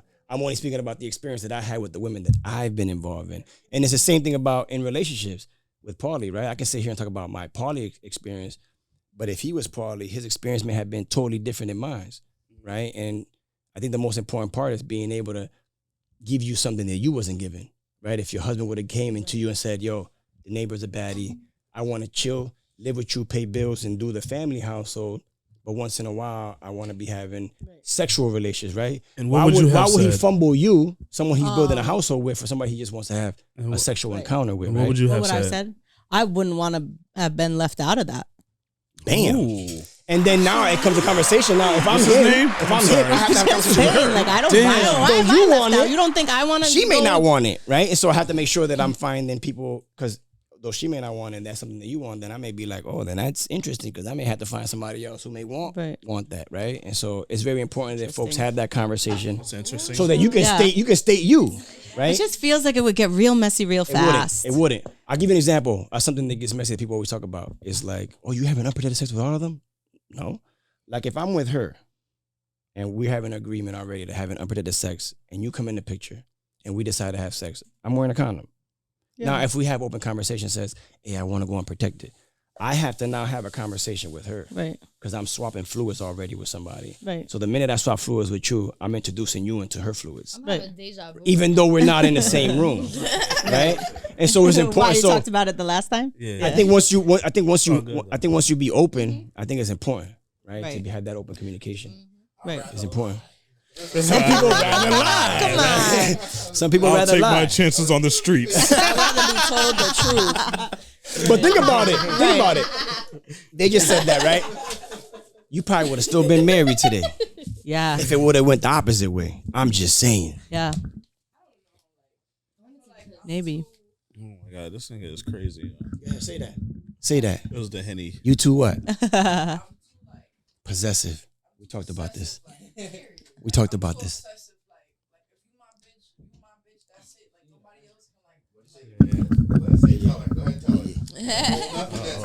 Chill. That what? But it's just not even like about like being possessive. It's just like I like what's being with me to stay with me. Like to have like a certain connection with somebody. I want that connection to be just us two. Because like I feel like it's not messy, but like I just feel like if there's just too much for me, that's too much energy to deal with. and everybody has a certain energy that you attract and you like absorb, you know. And once you are around too much energy, you start to become that energy. So like I feel like, what if it's the right energy? Pause. I gotta say that. And that's listen, I'm gonna add to that, right? Listen. I'm gonna be honest. This nigga is the advocate. If I dated you, I swear, bro. If I dated, I know I like it. If I dated you, I'll give you an example. Go ahead. You gonna bring something out of me, and she gonna bring something totally different out of me. Yeah, right. And so is she. Everybody gets different experiences. Yo, listen, everybody brings something different out of me, right? And for me to rob myself, right, of that, is suppressing a portion of myself, right? I'm being honest here. I'm not gonna sit here and sneak around, honesty, right? At least. It's to be here and be honest and say, hey. But it's just to be honest and being able to have that conversation with folks, because I think the big homie said it best. I did. Who you feeling like? Yeah, you're right. Who you feeling like? Who you feeling like? I'm feeling like Timothy Jones, Timothy Howard. No. But like, I honestly do like that because like, no. Oh, now you like it. No. See? No. Because like before, I used to like want an open relationship, but then it's just like you suppress yourself. What? Imagine this. I'm gonna add more to that. I love it. He my punchline before the punchline. Right, he hooks you right in. Imagine a bisexual person. Let's take this for example. Oh no, I can't do it. I know. I'm too gay. I'm too gay for that. I know. I'm too gay. I'm gonna take this example because I think this is a perfect one. It's gonna show with somebody who has a desire for both, right? Or and it requires a different gender, so that requires two different human beings, right? So now, if she gets into the relationship with a woman, what is she gonna desire? Ding dong. And if she get into a relationship with a male, what is she gonna desire? This pussy. So is it fair to say that she may cheat? Yes, sir. So isn't it fair to say that? That's why I stay away from them. Isn't it fair to say that maybe a polyamorous structure would be best for bisexual folks? Because then they will stop hurting heterosexual or gay folks. But they would, but I feel like folks out here cheating when they shouldn't be. I feel like when you're single, you should be single, you know? But at the same, I feel like loyalty ain't shit nowadays, pretty much. Well, I think it's about the understanding of the union, right? If you was to ask my queen, she would tell you that I'm the most loyalist person. Yeah, and then you would look at me, you would be like, but wait, he has other partners, and be like, because you communicate, you guys have that's that the thing. you guys have the foundation. It's open. It's People don't know how to do that. They like to shelter people's feelings. Like, I'd rather be hurt with the truth than you just lie to me, right? Oh, I like that. It's so bad. Yo, this man is just a liar. I'd rather lie. I've been doing it all my life. Oh, great. That's why we just gotta be single if you're not ready for the relationship. You may change it because of this story right here, right? Will any of you ladies entertain that? What? Will any of you ladies entertain like a polygamy, polyamory relationship? Or even polyandry. Fuck your man having multiple women. You can have multiple men and your man. Yeah, I like that one. There's a different aspect of that. You know what I'm saying? So how would you feel like many different parties if your husband or your man allowed you to have multiple men respectfully? They gotta be. She's like, he's enough. He's like, he gives me enough headaches. I've honestly have never thought about that. To be quite honest with you, Hearing it, how does it make you feel? Hold on. We're in an intimate conversation right now. Intimate. Wait, hearing the conversation about this. Now bring your voice a little lower, like mine. Okay, let's talk. Hearing it. How does that make you feel? I'm quite entertained by. No, I'm entertained with how it's. I'm entertained with how it's successful for people. You know what I'm saying? Because I feel like in retrospect, that would be everyone's dream, to be able to live your life how you want it, no matter who you're with. Yeah, natural and dream. That naturally gives you that, and you don't have to worry in that aspect, you know. And I feel like a lot of women's worries is their man doing them dirty or not feeling good enough. And social media has a lot to do with that, I feel. Yeah. So instead of being stuck at home miserable, wondering what your man's doing, just being honest and, like you said, having that communication and being honest can lead you to so much more than what you know. So I don't have any preference. I don't judge. I don't, you know what I'm saying? But like you said, you never know until What's you're in what's that your man's position. name? Michael. Okay, Mike, we see you. Wait, Michael. She speaks highly of you. No, don't give that up. Don't give that up. Don't give that up. Don't give up Mike's last name. Don't do that. Okay. Yeah. You may have warrants. Mike, I think we cracked the door a little bit for conversation. You're welcome, Mike. We cracked the door for conversation. All right, how about you? What Would you be open to that? I just feel like so then I'm single. No. Like so then I'm single. Like I'm Why dating, so? Because I'm dating whoever I want when I want. I'm just having a conversation with someone else about it. Okay, so I'm But gonna like I'm gonna throw you in a single. real life I'm not example. married to anybody. You ready? I'm single. You ready for a real life example? ready. So now I'm dating you, and we decided we passed that dating stage. We living together. Now you're living with me, right? All your kids. We all Karen.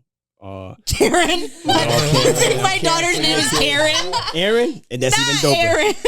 Aaron. No, Karen. Oh, Karen. Oh, Karen. He said Karen. You know, Okay. and It's like, of course. and my so daughter's you know Karen. you're still single, right? Right. I'm able to provide. So some of the things that I enjoy providing is like an emotional connection. I enjoy being able to emotionally provide that. And you told me you like tying big girls up. Well, chill. That's something that's That took a turn. I wasn't expecting. I'm gonna need you to sign a consent form for that. Oh, jeez. I'm gonna need you to sign consent for not for real. We're gonna sign consent. That's for another hour. It's still early. But no, I'm just talking about like an emotional relationship, emotional connection. But let's say, for example, now you are single, right? Let's say I can't provide certain things. Let's say, hypothetically speaking, let's say you like certain things that I probably can't provide. Maybe knitting, maybe let's say vaginal being eaten. And let's say I can't provide those things. I don't like knitting, I don't like vaginal, or I'm hypothetically speaking here. Right. Would you get rid of me? I mean, I'm providing all these other things for you. If I'm saying that I can build a relationship with you where you can continue still having all of those things for me. Hey, but yo, go date to find a knitting partner and a vaginal eating partner. Would you walk away from this? No. We didn't. right, like knitting and. But he's trying to get you a girlfriend you can be with. He's trying to fill a void, and that's giving her the between opportunity. a big gap. Yeah. I'm sorry about the two gaps. They're real strange. But I'm putting in two gaps because they're totally different. Saying. Right? There's a dude that might know how to vaginally eat. Say for example, there's men who may not even want to do that. He might knit it up. But you desire that. I'm not gonna tell you you should suppress yourself for that. Yeah, you should. You may want to build a relationship with the combat. So my thought process on that is like, so then you're not for me. Like, so then you're not my match, and I would just keep dating. Like, you're not going down on me. I'm not dating. Can I tell you something? You're gonna be dating for a long time. Well, but not though. I don't know. I believe that. I believe you're gonna be dating for a long time because I believe in my 42 years of experience of dating, trying to find. Now I don't even have much on my list, but from my understanding, I hear that women usually have more on their list than men do. Yeah. And if you're trying to check off all of those boxes, yeah. I'm still romantic. I'm like, isn't that what tests are for? If you don't feel comfortable with anything. But sometimes people, yeah, sometimes people stay in relationships before you stick it. If I've already found you and I found certain things that I've already enjoyed, right, and I'm already vibing, why would I dismiss you? Jesus. Because now because I have a checklist, right? I'm gonna tell you that you have a deficiency when you really don't have a deficiency. What you believe I lack, I don't lack. I just don't have that. Go find that somewhere else. That's just something that I don't do. I'm sorry. If you don't have it, then you lack it. I don't like it. If you don't have it, so I'll give you an example. If I don't like knitting, right, and I don't like, I'll give you the two examples that I gave. I don't like vaginal eating. Do I lack that? You like can that's learn it. that's things that I don't desire. Now I always say this: don't yuck nobody's yum. If I like pineapples and tomatoes on my pizza and you like pepperonis, hey, enjoy your pepperonis. I'm gonna enjoy my pineapples. Right, but you're not gonna like. But for that analogy, like you're going out and getting a different pizza or like a different meal. I am, because I also like Chinese. Okay, but so. And I like Chinese. You know what? Forget it. But I'm not gonna get. But I'm not gonna stop eating pizza because I like Chinese. But I felt like does that make sense? I'm not gonna stop eating pizza because I like Chinese and pasta. Not gonna do it. I'm gonna continue enjoying. So you the want to pizza put all that I your enjoy. restaurants together? Right. Nah. I like to go. I mean, I get that. Yeah, like I No, get that, pause. but like No, greedy is what I came out of. Like I was polygyny, where when I was dating a woman, I could have multiple wives, but they couldn't have multiple partners. I think that's greedy when you're suppressing somebody from being allowed to enjoy what you already enjoy. I think that's when the greed. But if I'm saying that I'm open enough to enjoy, you have the same rights, right, as I have. There's no I'm exercising rights that you're being oppressed against. I'm actually want to give you the same rights, but I also don't want you to oppress me. Say for example, I like hiking. right, that's the thing. I'm like, if who I am on a like soul level does not check all your boxes, then I'm not for you. You are. I'm gonna tell you are. I'm just saying, like, I'm not for you. I'm gonna tell you are. And those aspects that you check off, I'm gonna say you are. You checking them off. Okay, but Ain't not you all of checking them. them off? If you have to I don't go want them all find something checked else off. in someone else, then I'm not Queen. your person. I'm not gonna suppress you to check and them I'm off. not built for second place. Like, I'm not like. No, you're not second place. Who Here said you comes second another place? bad bitch. You guys are. I'm just saying. But these are all opinions. These are all What opinion made based, you? though. What made you feel like you second place? Because you have a main. You have a partner that you're living with and raising kids with and blah blah blah. Like if there's a wedding, I'm not the plus one. She's the plus one. So my wedding Like, was actually multiple partners. So I mean, the reality, a concept that you have is totally different than the one I have. Well, I mean, I get that, and I'm like learning about that today, which is cool. But like, you listen, I'll be honest. I'm not. When I first not started being the plus one. Like when you're I first not started bringing me being to the poly, wedding? when I Like, first started what? being poly, I used to date in secret, meaning I would date this person. How long have you been poly for? All of my life. No, that just means you've been cheating. You ready for the question? You ready? If you ready? If you date in secret, isn't that cheating? All right. That's That's what I'm saying. You ready? Right, that's not. Right. Now you're just cheating. That's not polygamy. Are you ready for the answer? Cheating. Are you ready for the answer? Yes. So why I say all of my life is because I have been this way all of my life. But the fact that I try to fit into a spectrum of this world, whereas the flat line is monogamy, right? I ended up getting into a relationship at the age of 12 and a half, all the way until I was 18. And then 12 and a half? Yeah. Yeah, that's fucked up. You can laugh about it, but I'm just being honest. It's my story. I know. But let me finish. I'm not shitting on you. I know you are. But so She's like, in this relationship, nigga. Relationship, I cheated. Yeah. Okay. Right? I cheated on this woman with many women, right? The wild part is that all of these women knew about each other. So all the women that I was cheating on, this one girl that I was in this monogamous relationship with, she was the only one that was being lied to. Right, exactly. Right? And so when she found out, like all this time I thought I had a problem, right? Because folks were saying, oh, you're like your dad, you're duro mujeriego, right? That's what they would call me, right? And I thought I had a problem, right? It wasn't until I got more information from other adults and got the reality of different concepts of relationship that I realized that I didn't have a problem. I just wasn't having conversations with other people on like what I wanted to construct a relationship to be like. So yes, I did cheat, but I've been this all my life because this is who I am. I like multiple people. I just thought I had a People problem or women? based on women. Okay. He tries to switch it up. Switch what up? Is people.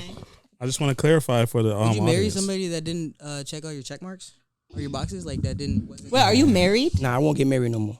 You're not married. I've been married 6 times. Yikes! Like my grandma. And You didn't say that last week. No, he did. He said he divorced twice to 3 women at the same time. Okay, there we go. Divorce Speak history. twice. Hello. Okay, wait. So you married the same 3 people twice? I'm confused. So just so you know, before like polyamory, I was polygynous. I practiced polygyny. I don't know what that means. That's the one. I explained. That's the one that multiple wives. Oh, right. Correct. But she couldn't have multiple. Yeah, okay. and then there was during like 2014, like I got into like the movement and started, we was out in Ferguson with this movement of Black Lives Matter, and was in this group setting, and these women were kind of like talking about the women's movement, and I kind of felt like an oppressor, right? Because here I was getting in relationships with women, and I was oppressing them in the sense that I can have multiples, but they couldn't have multiples. So that's when I went from polygyny into polyamory, saying, if I have those rights, you deserve those rights too. That was good. Nice. Yeah, no. Sometimes you get chin checked by somebody, and you have to be realizing like, wow, like, you know, that person had a valid point. Like, here I'm Russ oppressing women, saying I can have multiple wives, and I wasn't giving you the same rights. Yeah, I'm so glad. I'm so glad that you're on like the podcast, because it's like it really gives it like perspective. And again, I'm Paulie for me is not Paulie at all, right? It's just from my. I know you want to leave me, because all Paulie relationships are different. It really gives like a different perspective, because it's like I don't feel like a lot of people, men and women in Springfield, are really into polyamory. You'd be surprised, right? Did I say it right? And I think some folks are trying it. They're not. That means they're not really into it at all. If you're being secretive and lying about it, you're not really into polygamy. Not educated on what you're just doing. A cheater. If you're naturally doing it, but they're not educated on why they're. And that's why I explained my story, right? Because a lot of people. But doesn't everyone just know like what me. polygamy is? Like, No. Nah. I didn't know. I just told you how I didn't know. I didn't until last week. Really? You didn't know. A lot of people know about it. They just don't know. Like, they don't have the knowledge to actually like go through with it and actually like handle it the right way. You get what I'm saying? It's like a lot of people want to do it, but not a lot of people understands what kind of the mental fortitude it takes to really do something like that. Yeah, totally. Not only that, even when I was in poly, I was in polygyny, and I didn't even know about polyamory. Yeah. So here I was practicing something out of monogamy, thinking that I was on something, not realizing that I was still and not practicing what I wanted to be practicing. Does that make any sense? I'm definitely a monogamous, no cap. I can't share at all. I don't. He ain't share his toys growing up. Yeah, for real. To be honest, not gonna lie. Like, I have a big family, but I grew up as an only child because I grew up with my pops and all the other kids with my moms. So I'm definitely like what's mine is mine kind of guy. You know what I mean? It's like if you look her direction or even like try to holler at her in the slightest, like I'm gonna have some type of animosity towards you. You know what I mean? It's like it's not my fault. It's what's gonna happen. You get what I'm saying? It's like you disrupting my empire. I had a question and he had the animosity. I was like, where'd it come from?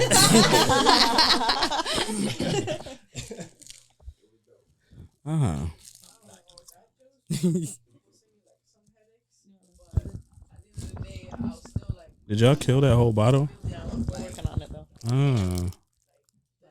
Save it? Yeah, because I had some other people come in, and I was gonna split the bottle. I've had those experiences, man, where like folks love you enough to go through an experience with you, right? And I think that's actually, even though I thought that was a bad thing, it's actually great for the individuals, because even though I like, and I'll share an experience without sharing any names. Like, I had an experience totally like what you're sharing, and this woman would just love me to the point where she would agree to doing things, and I wasn't even seeing it as she was agreeing, and she was just okaying things, but it was just she just wanted to not lose me. Right. And even though like things didn't work out, like later on in life, like she came back into my life kind of sharing some experiences that she learned. Right. So even though it didn't work out, there was still some learning experience that like people can take out of it. Cause she learned a lot. I think we both learned a lot. But I think jealousy is when it comes to emotion is a lot of things. And like, what is emotions? Why did she come back if she knew that you was in a polyamorous or whatever it is relationship? I think from what she shared was like, you don't know what you had until it's gone. Right? And I think it takes for you to lose something for you to realize what you had. I don't know why you saying like you're in a one-woman relationship. Get him. But you still don't know what you have until it's gone. And you know why she ain't leaving? Because she know what she gonna have when it's gone. And I think I've had that experience. I've been in a relationship where like I wasn't with somebody, right? Like I've been with a relationship with somebody where like I've missed them, and I was like, I found myself trying to find them in someone else. And I think that's when she shared that. I think she had that similar experience where she was trying to find the experience that she was having with me. That's right. Like Did in you somebody marry else. her again? Nah, I wasn't. Oh. Nah, we all Have set. you influenced people? Have I influenced people? I hope not. To be polyamorous. Yeah, like Answer that. Answer that. That's not. You can't. That's so my. well, like So just my goal is explaining not- your experiences and seeing that it is something that can work, and obviously it's like a rejuvenating thing, being able to live how you really want to live. So when I speak to the folks who are being hurt by like suppressing themselves, and I when I heard a story from over here, like I wonder if I would have met them a long time ago and shared some information, some insight, would they still be married, right? And so when I speak to that audience. I speak to that audience that's struggling in a monogamous relationship because they think or they have an idea that I want to be in this, but they think that that's the only way a relationship should be practiced. And so I speak to that person, right? That there's other formats of relationship that can be practiced. Shut up. She lit. I don't know if y'all wanna know. get up on it. She is lit over But does that make sense? Yeah. That makes sense because it's so people are different, right? You know, you're going through an experience. Like I said, like I was monogamous. But you can be cheating. convincing. Can so I be that's convincing? Why I'm like, I wonder. I mean, I can sell water to the ocean. I'm a salesman. I sold crack. I sold. You really? I sold in the past. I'm 40. Yeah. I think that what you're describing though is like you're being true to who you are. Correct. You know, like and I that's think what it boils down to. And I think that's the important. When I look at my life, that's when she said about cheating, I was cheating. I was because I wanted. You know, when you talk about insecurity, the insecurity comes from trying to follow a systemic, right? So if the system is saying that skinny women are, you know, that's, you know, bigger girls are gonna be like, oh my God, I can't pose myself, right? And so you become stigmatized, right? Shit, so baby. I was stigmatized thinking that monogamy was the only way. Right. I didn't have information. Right, 'cause that's normal. Right. But when I was given information, I'm like, shit, that's where I belong over there, right? So I started practicing where I fit in. Let me hit that, And so folks who are cheating, like, I think this may be for you, right? You know, being honest. They got guava in it. Poly doesn't mean being able to have multiple relationships. I thought you didn't even smoke. They got guava in it. It's guava. I like my bunts butt naked, baby. Yeah, put you on. Butt naked. What's that butt naked? Let me get a pound of your butt naked. You roll. Thinking. I can't ask you. Yeah, whoever rolled that can't roll. I pearl. You pearl? That sounds like some shit. What's That sounds like she rolled it in her ass. Psych, what's Mr. Krabs' daughter's name? Pearl!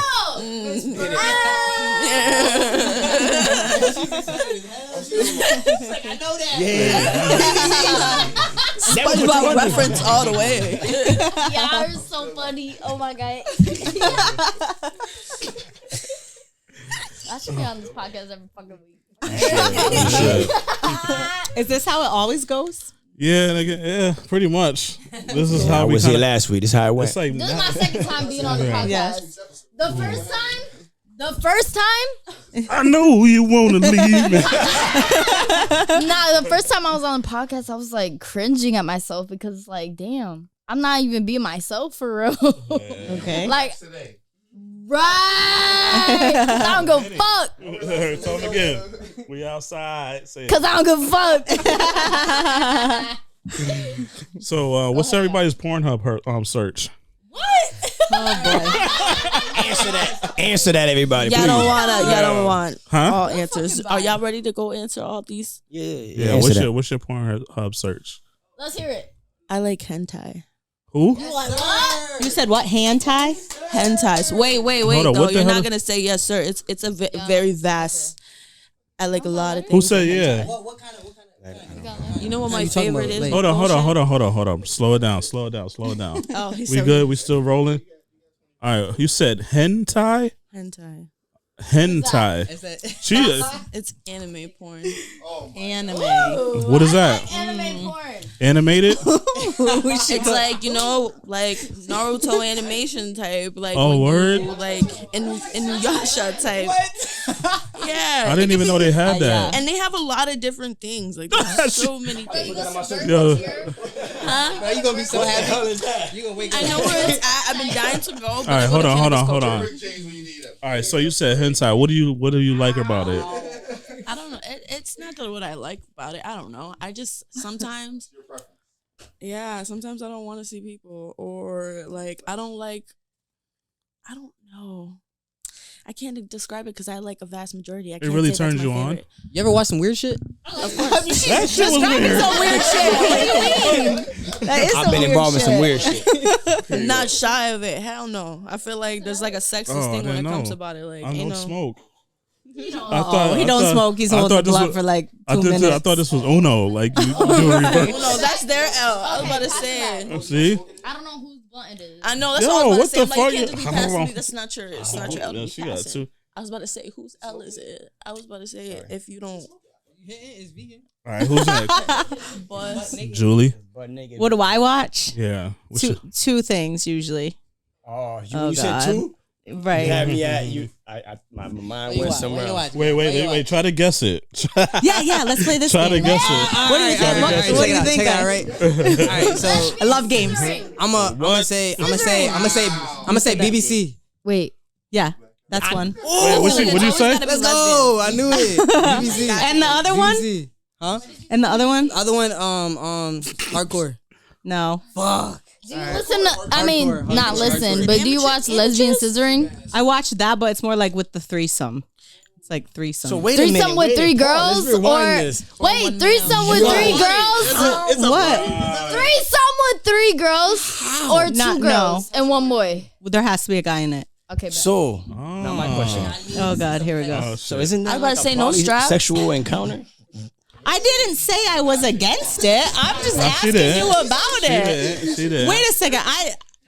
I never said I was against it. I'm just asking you about it. No, I'm excited that it's your top search because it's like if it's your top search, then you're religious. I'm gonna come over here. No, sir, not. All right, He's a smoker now. What's yours?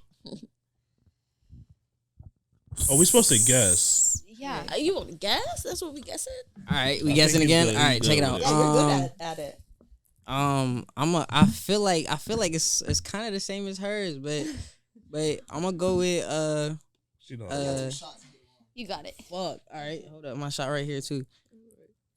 Sheesh, it's a category, right? Obviously. It's obvious. Yeah. But I'm saying like, we're talking about categories, right? I'm gonna go with obviously tall, dark, and handsome. You feel me? So BBC. You're not dark. Nah. No. Pink Panthers. DP. DP. Wife. A matter of fact, yeah, DP. Dom. What? God damn. Yeah, it's lesbian stuff. Lesbian stuff? Yeah. So you like watching it? You like girls, but you don't like having it, or you do? So you like girls? Girls are pretty regardless. Absolutely, 100%. I didn't say anything about them being pretty, but you like girls. Sexual. You ever been with a girl? Where is this going? I don't know. Just answer the question. Answer the question. Like, is it a fantasy or is it? Or did it happen? You gotta answer those questions. You feel me? Once. Okay. One. How'd it go? Was it like a femme girl or was it like a dyke? That's how was you it know like a what's femme girl or was it like a dyke? Was it like one of them girls that want to be guys? So like I said a femme girl. She looked different than what she looks now. Like back in the day, she looked like a female. Now it's different. Right, but when but you this was hooked also up with her, it was like a female. Right, like long hair, beautiful kind of thing. So you're into the femme. Well, what about emotions? What about emotions? So I had drowning. I just honestly feel like a female understands a female. And that's point blank period. Right. Intellectually, in the bed, everything. Does a femboy... No, you gotta come into the mic. Oh yeah. Does a femboy know... No, I'm just asking because y'all brought it up. Right? Does a femboy know what a woman like? She even know what a femboy is? Yeah, what is that? I'm sorry. Yeah, I think she... A feminine man? A feminine man? Yeah, feminine man. A dyke. I mean, he doesn't know what it feels like to have somebody go down on him. Like, I think her point is like a girl knows a girl. Oh yeah, she could lick my coochie. Right. Oh, nah, you're wild. You're wild. You're wild. You're wild. You're wild. You're wild. Look at that boy's But lips. don't get me wrong. No. I was about to say. You're wild. Look at that boy's You're lips. wild. You're wild. You're wild. I was about to say. I had a whole semester. They taught me how to eat pussy correctly, so I know what I'm doing. Don't try to play niggas on that note, yo. You wouldn't know that though. Yeah, hold on. They can't. Hold on. They can't hear you. What did he say? Y'all, go ahead and say it. What did he say? I'll probably say it for him. I don't want to repeat it. But go ahead. You say it in the mic. You gotta tell them. Repeat what you said. Repeat what you said. Repeat what you said about woman. No woman. Oh, no woman, or a woman. It takes a woman to understand a woman, right? What? And I said, ain't no man. I ain't never had it. And ain't no man gonna be able to suck me off better than a woman. Not gonna say that right. Never, ever in life. It might be 2. She might be 97. She's still gonna do a better job. Have you ever been sucked off by a man? To answer that question. No. I'm asking him. Has he ever been sucked off by a man to be able to answer that question? Uh-oh. No, and I will never will because. So how do you know? Right. You can't answer that question. No, I can answer my question with my sexual preference. Nah. I'm calling Ali. Only motherfucker, please. Man, listen, man. All right. So now we gonna go with sexual preference. I like. Okay, so as a male, right, masculine male. If I'm touching something, I need it to be soft. I need it to be smooth. I need some sex appeal. I need to touch on some hips. You know what I mean? I need some soft lips. I need all that. Nigga, you just explained something a man could have. Bro, you didn't say. I don't give a fuck. Hold on, wait a minute. Without surgery. Nah, y'all stop passing a me the nigga's L, structure is way different than the female right structure. No, what y'all talking about? All right, so let me. Where are my moms? So are we picking one or two? I forgot. It was one of the categories. Oh no, it's the main one, right? Yeah, the main. Yeah. Now your turn. Oh damn.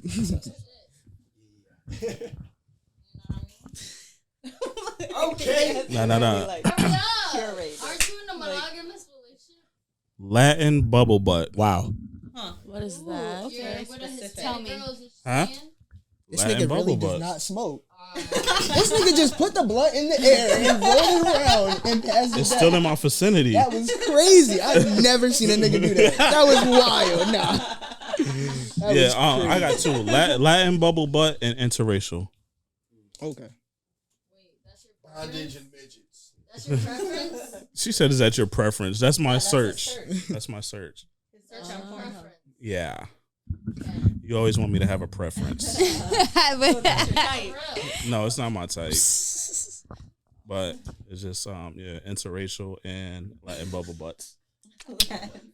With the biggest smile on his face. With the biggest smile on his I was face. confused. I said Latin bubble butt. Yeah, you know what I mean? What's your search? Oh, Latin bubble butts is fire. Latin bubble butts is fire. What your search is? It's usually ebony or Latin, like he said. Like, You see your phone. Huh? Whoa. It's not gonna pop up. I was about to say it's on incognito. It's on Pull incognito. it up. It's incognito. It's like trying to. I got the I diamond. mean, I got the tester. OnlyFans up and I got everything, but like that doesn't describe. Oh, me, are you subscribed to an OnlyFan? Yeah, I'm subscribed to Mad OnlyFans because I'm a cameraman though, so I work with those people. You feel me? So do you pay? Hey, no, I don't pay. I'm capping. No bullshit. Capping ton. How? Right. I'm not subscribing to a motherfucker that I done took pictures of. I didn't take pictures, I did videos. Huh? I did the video. Even better. Even better. No, I make cause some. Hold on, cause some. Nah. Wait, why did you ask? Coworker. Do you have OnlyFans? How do you get into that? You hiring? You get You into want one? people see your content and be like, hey, do you do it? And I say, yeah, I do. So they do lingerie shoots. Nah, I don't take pictures, so I do videos. So like, Yeah, if somebody's like wants a little, Yo, stop talking down there. I've done feet before in college. Hey, get your ass over here. I've only done feet in college, but yeah, I've done feet. Yeah. We sent the the underwear to people, everything. Yeah, you got pretty feet. Making money. Damn, you got pretty feet. Yeah, you do. She didn't even answer. You don't have to have. She did feet. answer. You don't have to have pretty feet. Like niggas is that weird to like feet. I'm weird because I like that question. Feet. I don't think that people are weird. I think I'm weird because I like just feet. like different feet. Yeah, you know I'm weird. Am I weird because I like feet? I don't know. No. You like feet? It's like weird. Feet? It's weird. How much subscribe like to an OnlyFans for feet? I'm not like because I can. Not like that. He said I got to work at home. Yeah, I can't make it happen. Like, So on your searches, feet. The foot job. Hold on. Feet me off. Feet me off. Hey girl, you gonna feed me off tonight? Feed me off. Yo, you gonna rub your feet on me, right? All right. All right. What's something weird sexually that you don't think that turns you on that you think is just weird and it won't turn anyone else on? Honestly, being a cameraman and like having somebody like recording somebody while they're fucking me. Fucking you? Yeah, it's very weird. Hold on. Remix. I mean, no. Wait. I said that backwards. Wait. Fucking them. Hold on, fucking them. Hold on. Yeah. I said it backwards. Can't you get fucked? It's been a minute. Yo, what the fuck I'm not gonna answer that. Nah, I've been. Can't you get fucked? You could. Listen. I asked that. This is why I asked that, right? Because man, I was overtaken by this woman who took full control. Out of that situation, I don't feel like I did the you know what I mean? I got no, she didn't do that, but she was on top. She was like, it was just an adventure. It was. I would just say this: when I left there, I felt like I ain't do the fucking. Like I felt like I know. I remember this girl fucking. She fucking rode me, did what she did, and got out the back seat and was like, "Thanks for the dick." And I was like, "What the fuck?" Like, I never felt like that. I didn't have feelings until she said that shit. Like I was like, "Yeah, all right, cool." She's like, "Yeah, thank you for the dick." I'm like, "What the fuck?" I feel like you should have got paid after that. Yeah, like hold on, yo. And she walked away like, yeah. I'm like, oh shit, that shit hurt. That was a different feeling, yo. Yeah, shit. She wasn't. I've definitely had that happen. Yeah, they didn't make you feel like a bitch. Exactly. After they be like, you're not gonna stay here and like lay down, right? Huh? Nah, when they be yelling at me to get up from laying down, I be like, yo, you put in work, I put in work. I can't just lay here for a second. Like that's crazy. I'm getting kicked out. Yo, your sexual encounters are wild. You ain't never been kicked out by a woman. You said, have I ever been kicked out by a woman? No. You've been kicked out by a woman after having sex? Yeah. What do you mean? That's not a good sign. Let's say this great. I thought we was being honest though. I thought we was being honest. Niggas don't want to be honest. Niggas definitely got kicked out. I just want you to know she had a whole husband and you had to go before he came home from work. That's before too. She had a whole man. I had to be out by a certain time. Yo, after I nut, I'm not getting up. After I nut, I'm not getting up. He gonna have to fight me naked, nigga, because I'm not getting up after I nut. Yo. Oh, okay, yeah. Nah, all right. So I'm short. I'm a short nigga. That's why I had to get up. I had to get up and leave. I'm not fighting. You're wild. Oh, I mean, I don't know. Trey, what's my motto? I don't fight fair, right? I don't fight fair. I always got my friends next to me. You're wild. So let's go back to the. All my friends is bigger than me. I don't play that, bro. I'm gonna get you a gun. Oh, yeah. Who said I didn't have a gun? I'm too short not to have a gun. Like, what do you mean? Right. This nigga said, go get a gun. We gonna hire you security though. I'm short. Yeah, I'm short. I'm just, like, all right. So, shit. Security. All right. So let's go back to that question. We're gonna start it over here and bring it around. Is there anything that turns you on sexually, right? That's weird, that might other people might not find attractive. Yeah. Not really a fetish, it's just some little thing that turns you on, and it's just like, why the fuck does that turn me on? I don't know. I can't really think of something. No, because I feel like everything women, I that's like why. is liked. Yeah, that's what I'm saying. You said what? Everything I like is liked. Oh, so there's nothing like something weird. Like, what the fuck? Hey, yo, I've been Yeah, in a situation where something that wasn't like, not that it wasn't like that. You know, we were in a. I was poly and I met this girl. She wanted to do this monogamy thing, and you know, she was doing some things, you know, outside of this. So she was like, "I want to do this monogamy thing. I know I can do it," and it was cool. We did it, but it was like she was cheating. Right, she got caught cheating 3 times, right? And like, but pause, time out, because here we're gonna answer that question. So, and you know, every time we cheat, I usually have these things when situations happen. We have a 3-rounder, right, where you're able to share how you feeling, what made you feel that way, and what moving forward look like. So we would have these sit downs, right, during these encounters where she get caught up in this lying, and what we ended up realizing at the end of this, right, it was that her sexual arousal came from creeping. Like the orgasm will be enhanced. Give me high blood pressure by the fact that she was so Pauly wouldn't work for her, right? Because Pauly is known, everybody knows, right? The sexual arousal came from like creeping, doing all that creeping. It's the eyes. You know, and I think that's, you know, when I went through that experience. In my party experience, where we're able to have conversation, I started to realize: do other people cheat for the same reasons? Right? Do other people cheat for the same reasons? Do their sexual arousal come from like creeping? When a comrade says, "I'm lying," right? Does his sexual arousal come from that? From like the creeping part, right? He just a dog. I think it's right. It's fun. It's an arousal. You know what I mean? Honestly, it's an arousal. Cheating is not even fun, bro. For some folks who do it, it's an arousal. I think you know, in that experience, she has an orgasm in a high intense area when she's doing that, when she's going about that in that realm. Yeah. No, I think niggas have fun cheating. No, not really. So then why do you cheat? I was about to say. I was just gonna say. Why do y'all cheat? Let me know. Let me know.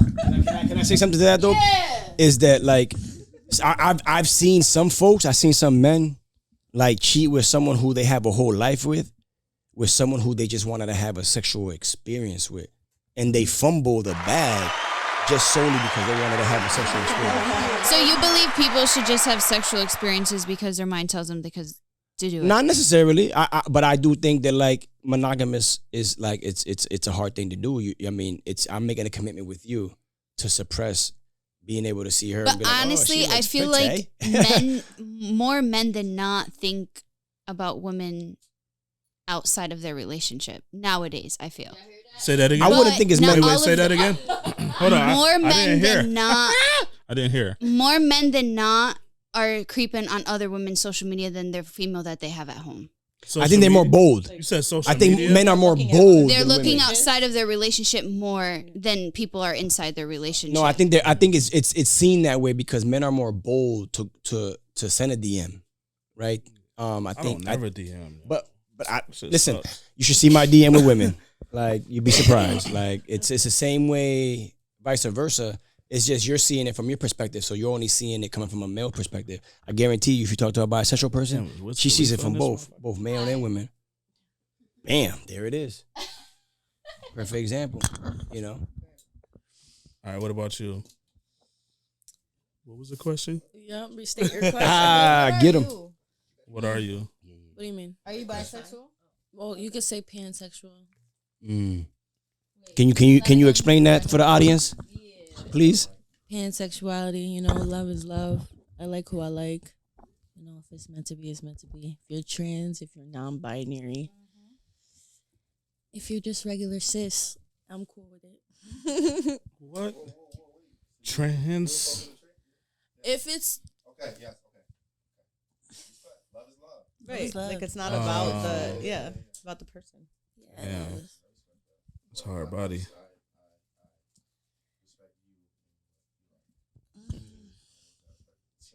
It's different nowadays. It used to be bisexual, and now you can't even say bisexual anymore. That shit is like regular weed. It's because everybody different now. So now it's like, we got different strains. We got different strains, you know? We got to put it all in a category. Mm-hmm. I appreciate that.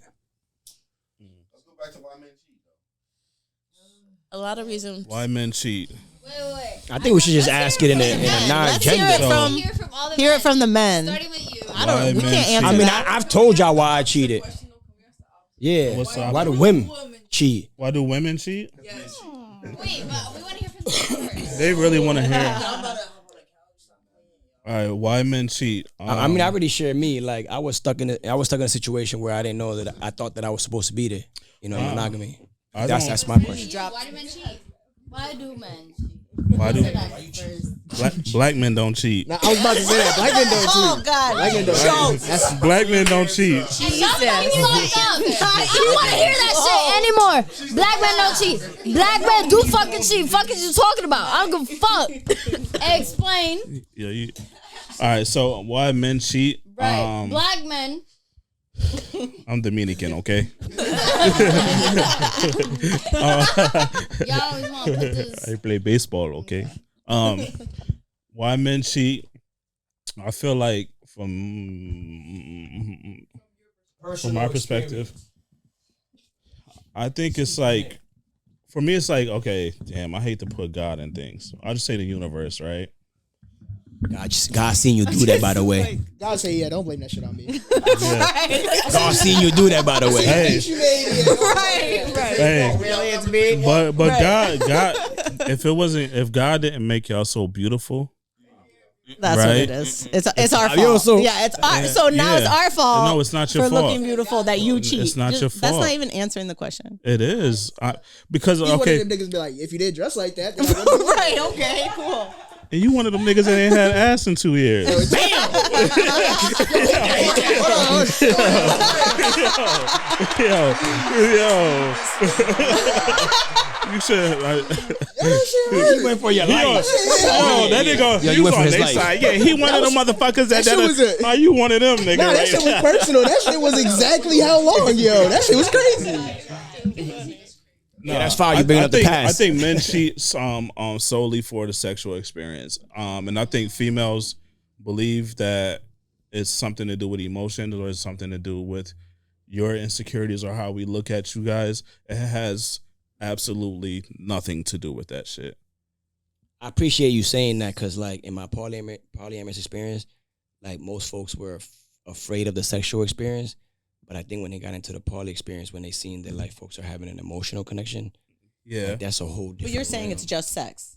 Yeah, like it's just a sexual desire that you have to fulfill. That's why you cheat. Hello. Well, yeah. so No. Yeah. Listen. What is the reason? Y'all. I want to know the reason. I just gave y'all the answer, and y'all still can't accept it. Right. True. Yes, okay. It's not. It's like, baby, if that's the problem. It's like, baby, I love you. That, oh, you love me. Why you love me? Cheat, make me like why? Like, what the fuck, motherfucker? I love you, yo. Like, what the I can answer all those questions. And that's just the difference, I believe, between. I know. Don't do it. Don't do it. Leave him out of this. For me personally, I think it's just like a whole emotional thing with you guys, and it's just not with us. It's just not. It's not in our DNA. It's not that we're not even thinking about, damn, like I could fuck up my whole relationship, my whole marriage with this shit. It's just something we're I don't want to say we're dogs, but it's a natural thing. But why? But if I'm, by the way, he's speaking for himself. By the way, he's not speaking for all men. I'm only speaking for me. Disclaimer, but I can't say how another man feels or how whatever have you. Like, I can go fuck another girl and still come home and love my wife. Right, but can you feel good going to bed next to her every night? Yeah, after she doesn't know that you fucked someone else. After I took a shower. So you literally just like fuck someone else and then take a shower. I even took a shower and she got upset. Like, yeah. So why can't I? You're wilding. You're wilding. You know.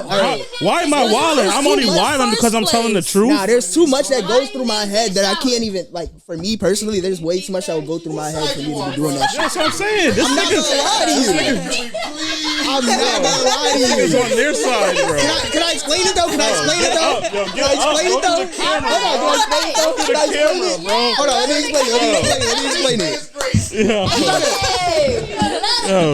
Can the real Slim Shady please stand up? Like, I promise you, yo, Trey can attest to this. I'm this type of nigga. I'm not doing this for the camera. Yo, I'm telling you. So I'm not doing it for the camera either. And you're telling me that I'm a certain type of way.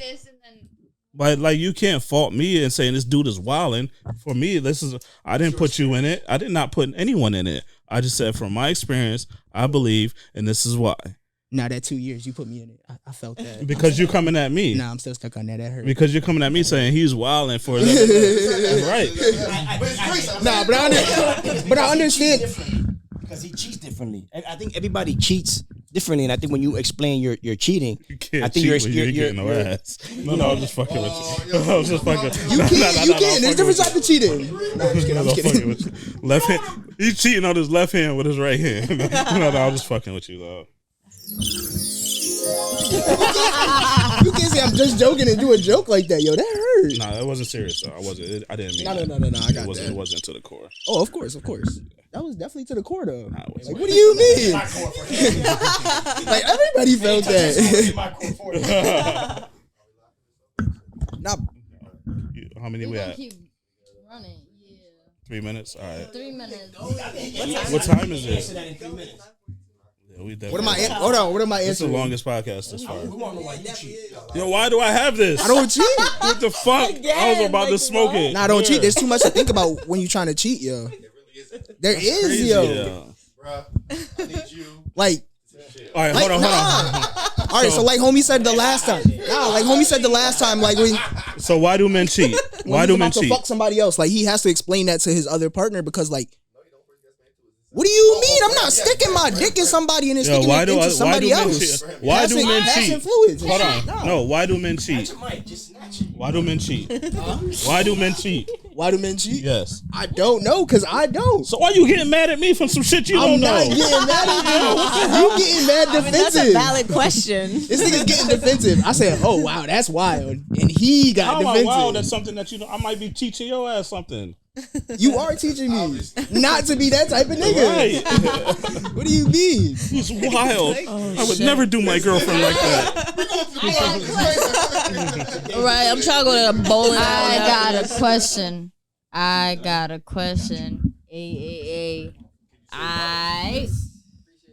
need the room to listen.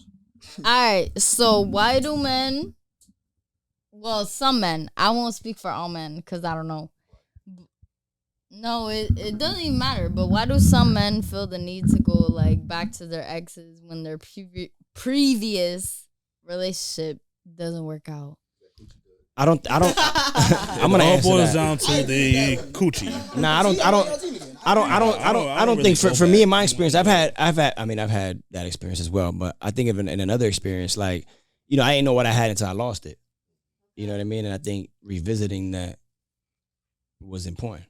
I think for me, and I think, you know. But was it the same?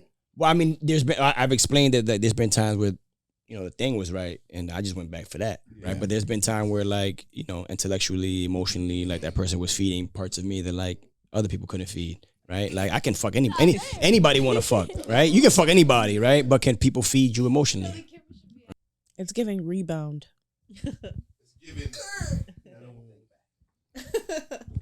It's giving I'm high and I don't know what to do with myself.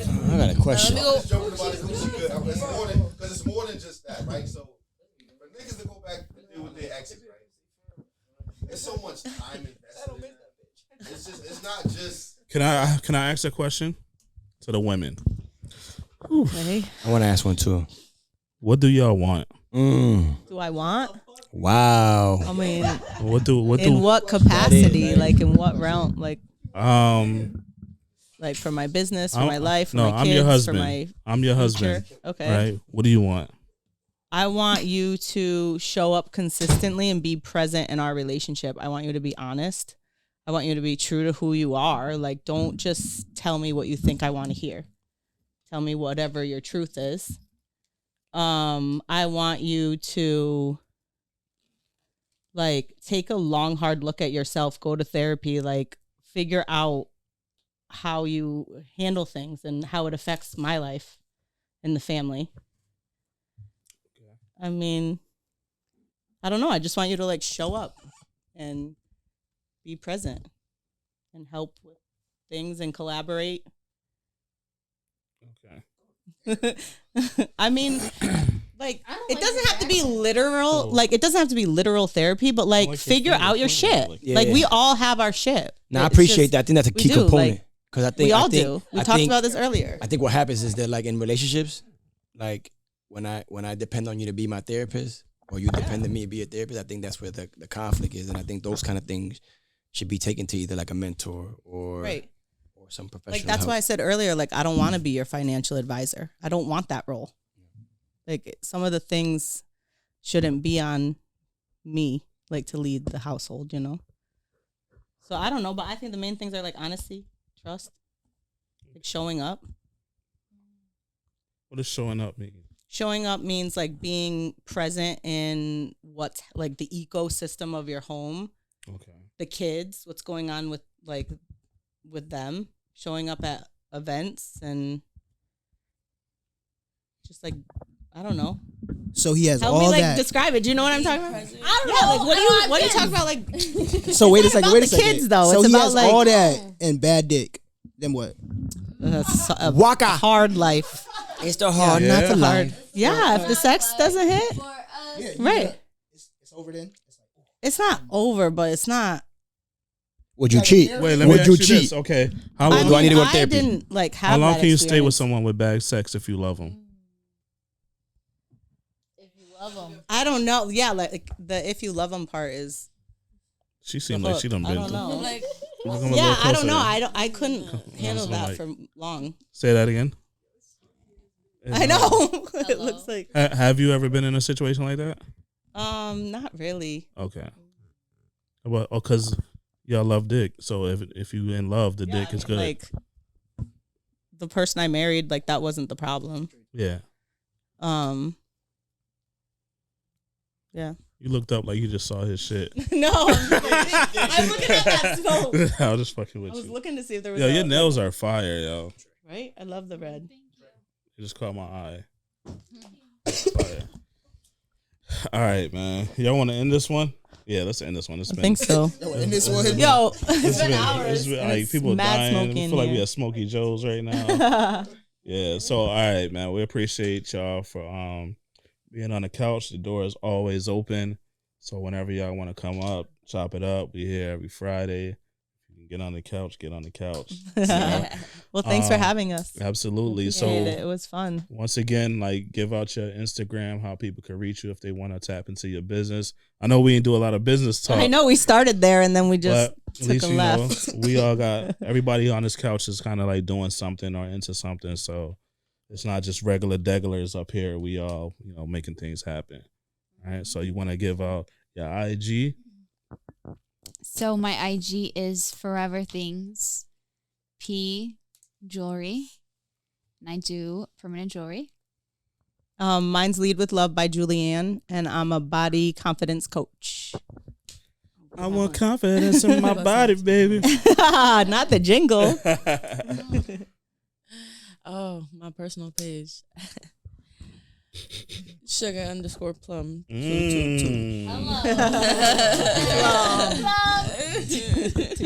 Mine's and MrHoward413. Mine is Arlia Barnes, and I'm a professional dancer.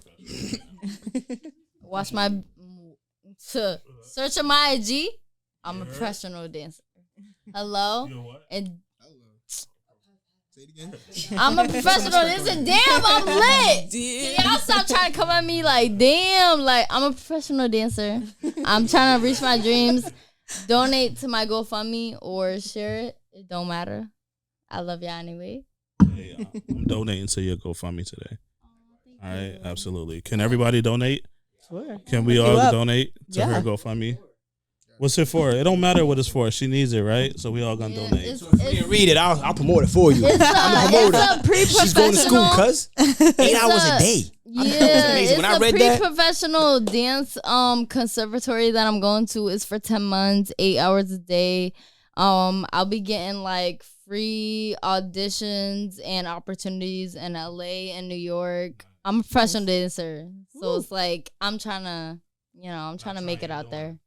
Yeah, I'm doing. Now, when I seen that, I just seen like you put in our city on the map, and I'm donating to that. So appreciate you. Thank you so much.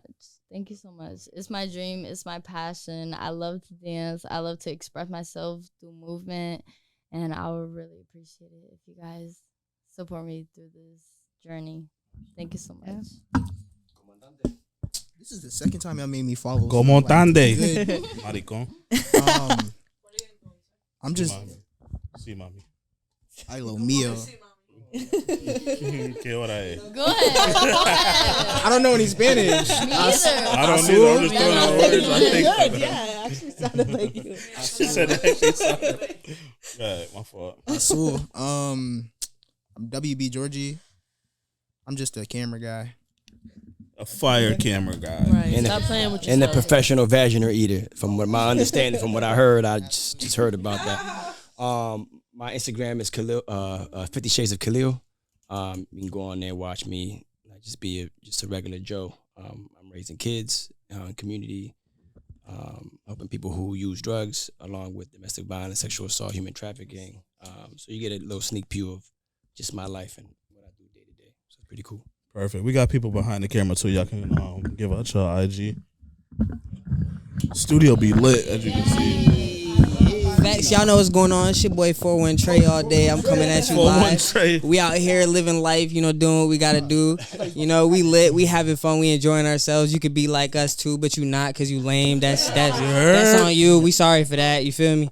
But it's 41 Trey all day. Y'all can find me on the gram as All Day Trey. Y'all can find me on TikTok also All Day Trey 3000. I'm funny as hell. If y'all didn't know, I'm extremely hilarious, and yeah, follow me on there. What's up? What's happening? We living life. Hello? The whole top. You know what I'm saying? Follow me on IG. Move. Thank you. Follow me on IG. Arlia Barnes. ARLIA BAARNES. You know what I'm saying? Donate to my GoFundMe, because when I make it out here, I'm finna shout all y'all like. You know what I'm saying? Like, I remember her. She was drunk on that podcast. Oh, wait. I thought he was finna talk about his... Episode 2 is crazy. Anyway, y'all finna see more of me, you know what I'm saying? Like, get to know me, get to love me, you know what I'm saying? Like, I'm sorry. All right, pass it to, Georgie? No. Yeah, give up. He said, you good? Nah. You good? Oh, he already gave out his. I'm being shy. Why being shy? She being shy, but when I have her Instagram, I'm gonna tag her and everything. Yeah. All right, that's another show, the Juicebox, man. We out. We lit. Oh, hey.